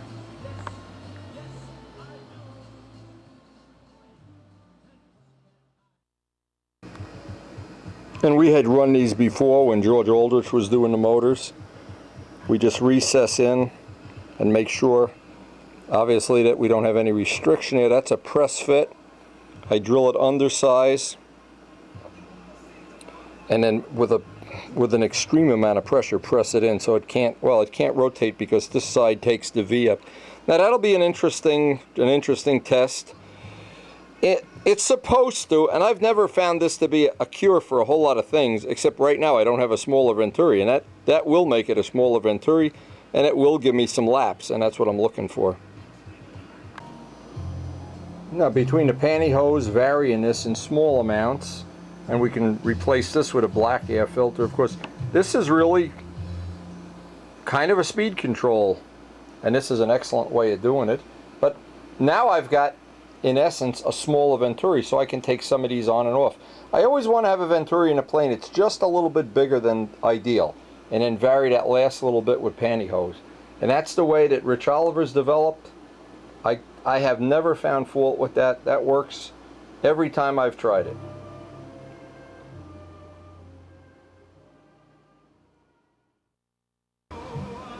Now, another good tip, I picked this up. You can buy this right off the internet. Item number 916. It's relatively expensive. It's $5 for a little roll. But what I found is this is more pliable than the Scotch tape, and just to get some flights I put the Scotch tape on.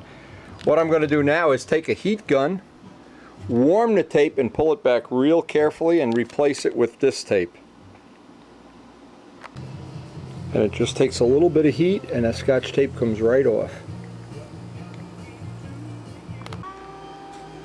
Now that tape, even though it does have a frosty look, it is really far superior than the other tape in my opinion. It really allows once you've run the controls for a day or so, it's almost impossible to tell that the tape is on there. Now, as long as we're getting ready for another experimental session here, one of the things Rich Oliver suggested when we were in Texas was to start monkeying around with adding elevator travel.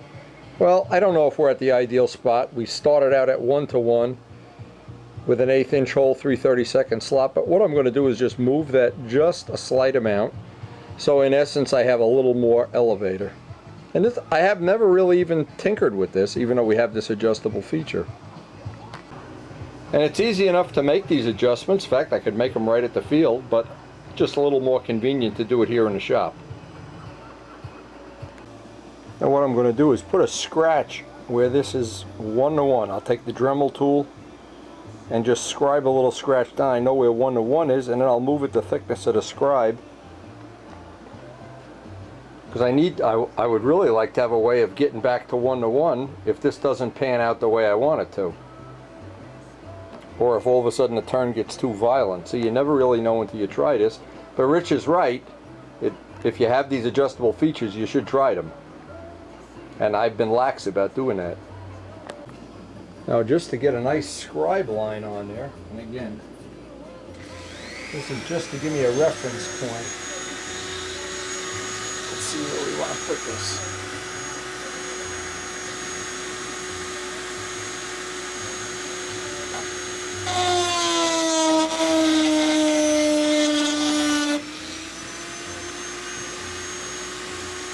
Okay.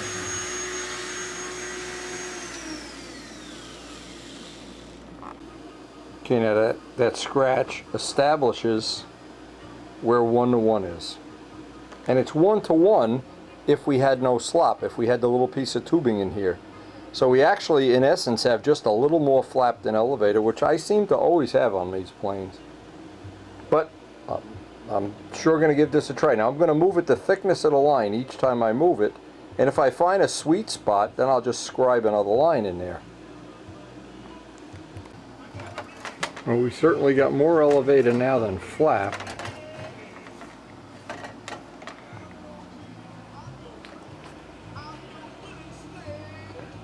And if this, obviously what you have to do is go from where you think it's ideal. You got to go past that point, then it gets too violent, and then back off. So we'll have, test one will be our first one thickness of increment. And by the way, it doesn't take a lot of thickness here to change the ratio. That's a real sensitive thing. And one of the last things I'm going to do, I went and got a brand new set of Brodak, much bigger wheels. I don't know, these are 2 1/4. I think these are 2 3/4 or something. I want to put bigger wheels because this plane is really taking a beating every time it lands and hits those chuck holes. And I'm just afraid it's going to eventually tear the gear out of the wing. So we're going to basically just keep this set of landing gear and the big wheels for flying at this new field. Now I'm just hoping these big wheels are going to solve or help solve some of the problem we've had. By the way, you can take a laundry marker, permanent marker, and just run it inside on the, I've done that to some wheels, or in some cases I've ground them out. Just makes it look a little more scale. So we're going to go back to the field tomorrow. It's supposed to be another hot day. More elevated travel. Our Venturi that now is a spigot Venturi. And so we'll look at some of these mods and see if any of them are going to be worthwhile. Now I asked Rich to ask our friend at the body shop about this paint because typically what happens with dope, and this wing is dope of course, what happens is you're really not supposed to wax it so it outgasses. Now this wing of course is the urethane, the Richard Oliver stuff, and you know, this is the tip off here. If you paint the wing with urethane, you don't need tip weight. I'm not sure I know what that means, but of course it doesn't take into account we got double red paint and everything on there. Just beside the point now, I normally would want to be just taking one trim change at a time, but we only really have a few days left before we have to get serious and start taking target practice. And it's hard to do target practice with the judge and trim the plane. So I was kind of allocating what's left of this weekend to trimming the plane, and then I want to get back to serious stuff, trying to learn how to fly. So I guess we'll just have to see how it evolves, how it unfolds. But this repair, and you know, has been one of the I don't know, I'm proud as can be of it. And I thought what I do is, somewhere on this tape, maybe I'll put it on next, I have some outtakes of other repairs that were just as, just not as much fun, but just as critical. And these are a couple of outtakes. You might enjoy seeing some of the other things I've had to repair in my life. Enjoy a few of these. This is a 4-hour tape. You want to get a lot of things done at the same time if you want to multitask. What I always do in the beginning of every day is I try to figure out, lay out my day's work. In this case, I got 2 molds to work on here. These are dry. But I can be working on the molds, get the molds prepped. I want to go back and re-wax the molds, clean them all up in the sink. They're getting kind of gushy, and this little tip I got from Ed Gallagher looks like it's going to work well. I want to clean these all up. But the point is salvage as much of this as possible. Just dissect it piece by piece.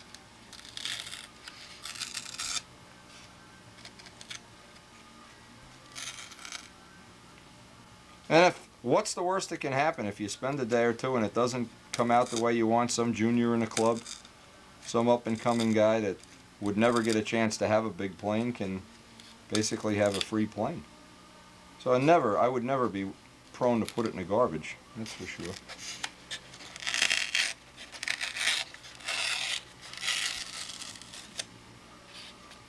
So you can see that that finish was still pretty nice after all those years. Now I'm trying to leave as much of the finish. I like to leave a band of about 1 inch here if I can. So I'll have a solid surface and be working in the middle of it when I go to, assuming I'm going to try to blend the paint in here at some point in time. Or at least get a few up. See, there's a crack under. As we're pulling up the paper, there's exposing more damage we didn't see originally. But it's like a long run.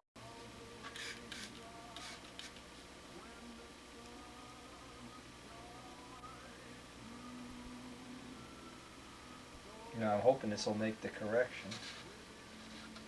Yeah, this looks like it'll be okay. Maybe not okay, just better.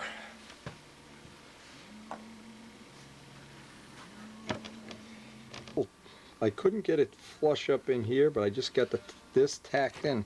And now I can stand behind it and see just roughly if I'm going off in dihedral land or not.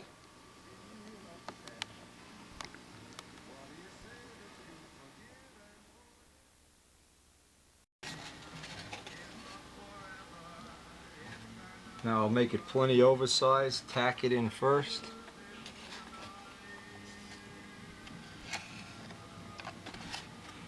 And I can do the final carving tomorrow when we go to do cosmetics.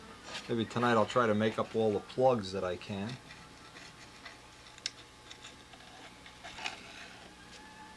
And we'll probably have a whole day of cosmetic stuff before we're ready to do the glassing. Block sanding that all in tomorrow. But there's no point in doing any of this work if you don't have the structural part of it right. Give it the old structure test.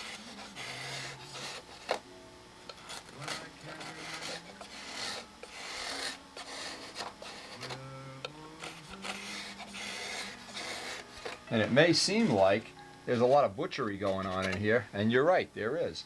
But when we're all done and this is glassed, I can get in there with a Dremel tool and take a lot of these support pieces out if I want to. I can see how that's all going to look later. First thing, get all the big spots off. Now I can get a sanding block. Like I said, now I can answer the phone. Look, I just get a splinter from this. The technique I try to use, and again, you can't always use it. The technique I try to use is always a nice small block. These are ones that Bob Martin's made with the edge cut. And what this allows me to do, I don't want to sand any more of the sheeting off than I have to. But on the other hand, I want to make it as flat as possible so I'm not filling 16th inch gaps with epoxy later. So I'm trying to blend into the paintwork. And it's not, I have already resigned myself to the fact this is not going to be a perfect blend somewhere in here. You know, you're going to obviously see the scar, but again, what I keep thinking is to build a plane from scratch. First off, you're talking about maybe $300 worth of material. You're also talking about a minimum of 100, 150 hours, or in my case, maybe 300 to build a plane, with no guarantee it's not going to be either tail heavy, or whatever. This plane, we know at least before the wing came off, was reasonable. Now what I try to do, once I get this that I can half feel that I'm getting close to being level. I get a paper towel, and what this does, it hardens the wood equally all around. And I just kind of paint the whole thing with thin CA and rub it in. And if you want to be a little time saver here, since we're not trying to make this a obviously I'm not going to make it a concourse winner. But if you pick this little technique up, and I'm just going to go right over every spot on the plane the same way, it hardens the wood up and allows you to get a reasonably nice sanding once you get it level. And just don't kick it off. Let it sit there. The dust in the tissue will kick it off. Just give that a couple minutes. Dry, and make sure I don't have a bad block here.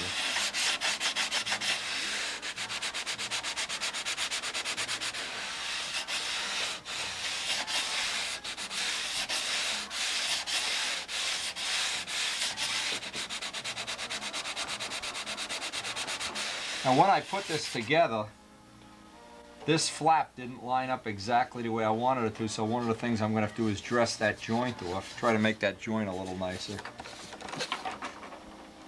Now an important part of any finish is getting these all of the edges where the tissue is going to end and the wood is going to begin. And it's amazing. Your fingers will tell you where the mistakes are. You really don't even have to look. Any high spot. Old Bud McKnight sanding sticks never cease to impress me. You rub your finger on each cap strip joint, you'll find the bad ones.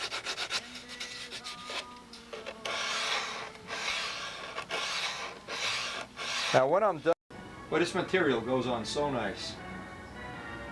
If you have yet to use your first finish with Rodak dope, you're in for a treat. You're in for a Snickers bar. Anyway, and I want to thank John, of course, John Brodak, for bringing this material to market, because boy, this will help everybody that ever wanted a shiny plane when you were a kid. You could write John a little letter and send him a Snickers bar.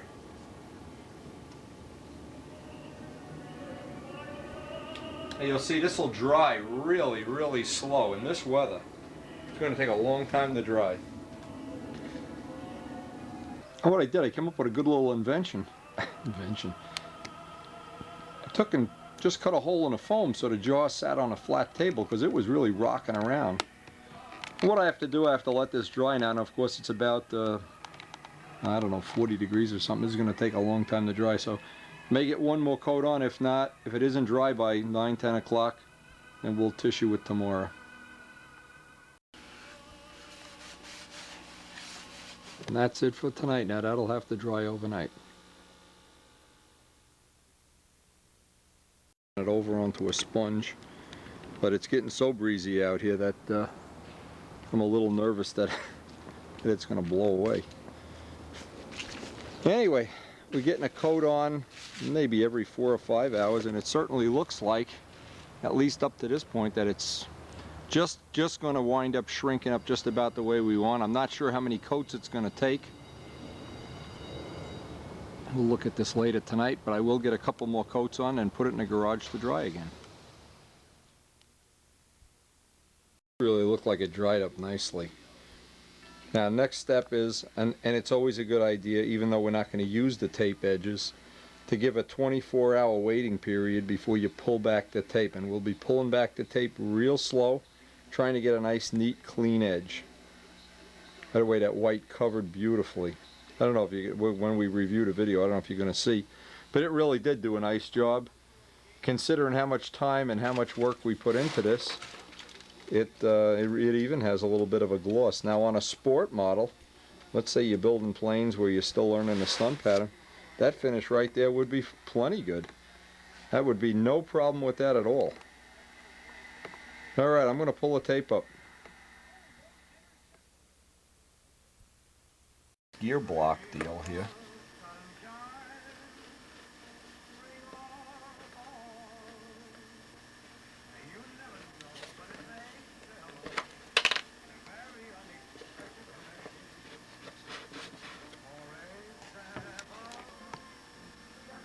The trick is only to leave as little tape as possible to go over the 1/8 inch tape. You don't want to expose a lot of the paint. And even doing it this way, you wind up on old paint that's 6, 7 years old. The tendency to pick it up loses some of its adhesion.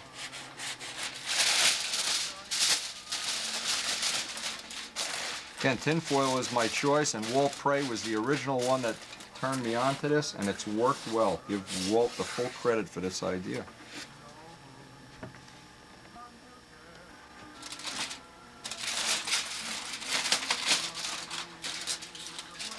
Again, you don't have to make a perfect cut here because you're going to have the tape to fill it in. But the more of this you can block out at one time, the better.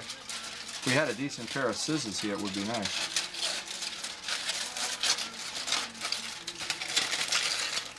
And obviously you can save that, you don't have to throw it away.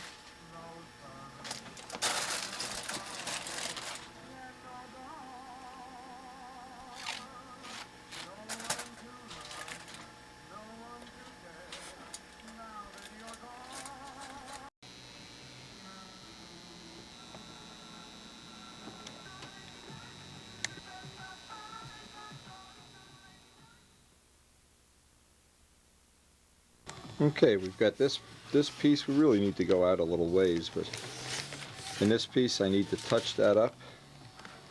I'll just mask off the top and this will be ready to paint.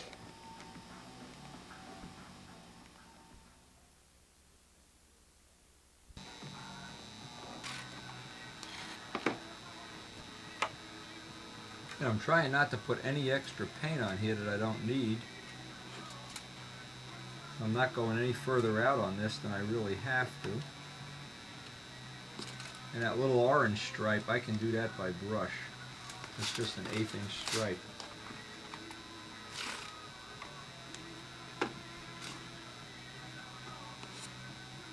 Anyway, if you've never used tinfoil before, about the only downside I've ever found to tinfoil is it may leave little smudges on the white paint, which before you put the clear on, you just take some Gorhams and get it right off. Of course, it's aluminum, of course. Get this assembled so when the weekend comes up, we can get a day of flying on it again. I've been really itching. I've been flying at that Cardinal with the PA-51 in it, and I much prefer this plane. He's a much better baby than the other one. So we really want to get back to our test program, and it's been a long 2 or 3 weeks that we've been working on this, but I really feel like I've saved a piece of, well, not stunt history, that's for sure, but, well, we've saved a plane that really was a front row top 5 plane and put it back into the world of people enjoying the stunt ships of the world here, the club people, everybody that's flown this plane. We really have saved them, I hope.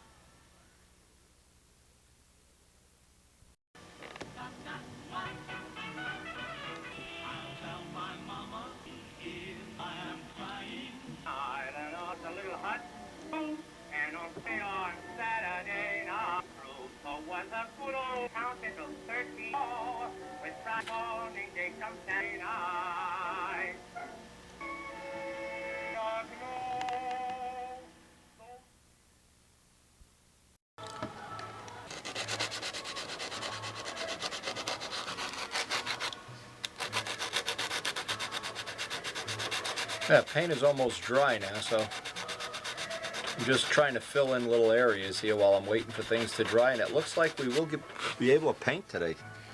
Boy, and that'll make all the difference in the world, not having to wait.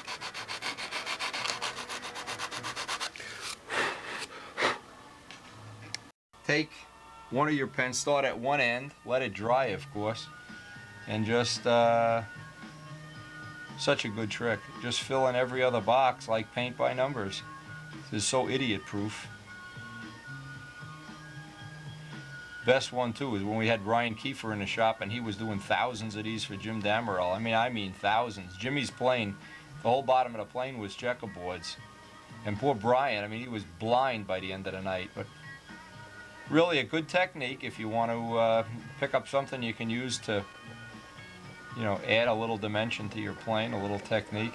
You just do one now, just fill in the blanks one by one, let it dry, and you can put a coat of clear over that. Pretty cool, I know.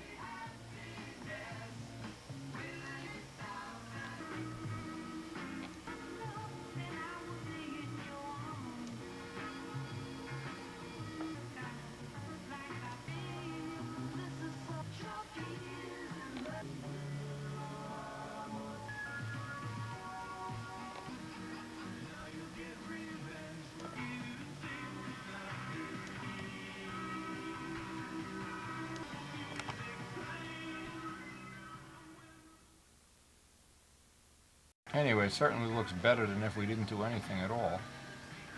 That's for sure.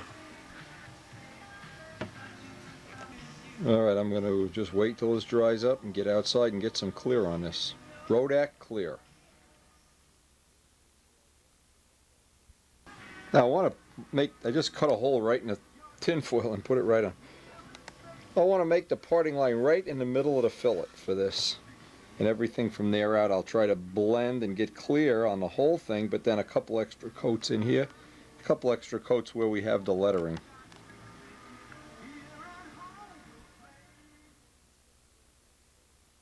No, I just started. I took a rough guess at the mixture here.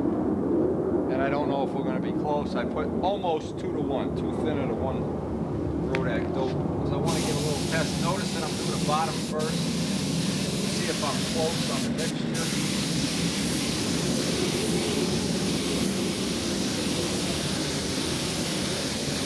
It looked so nice this morning. It was totally sunny. Now I look ready to paint with it. Rain or snow.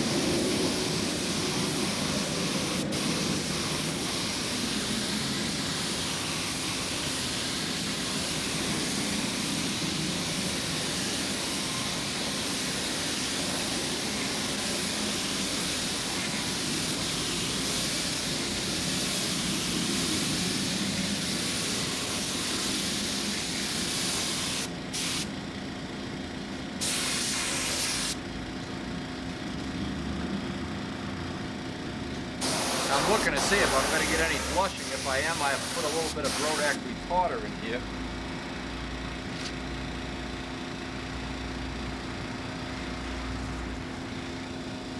I'm trying to see just how humid it is, and if this is any hint of fogging up, I'll go right to 10% retarder.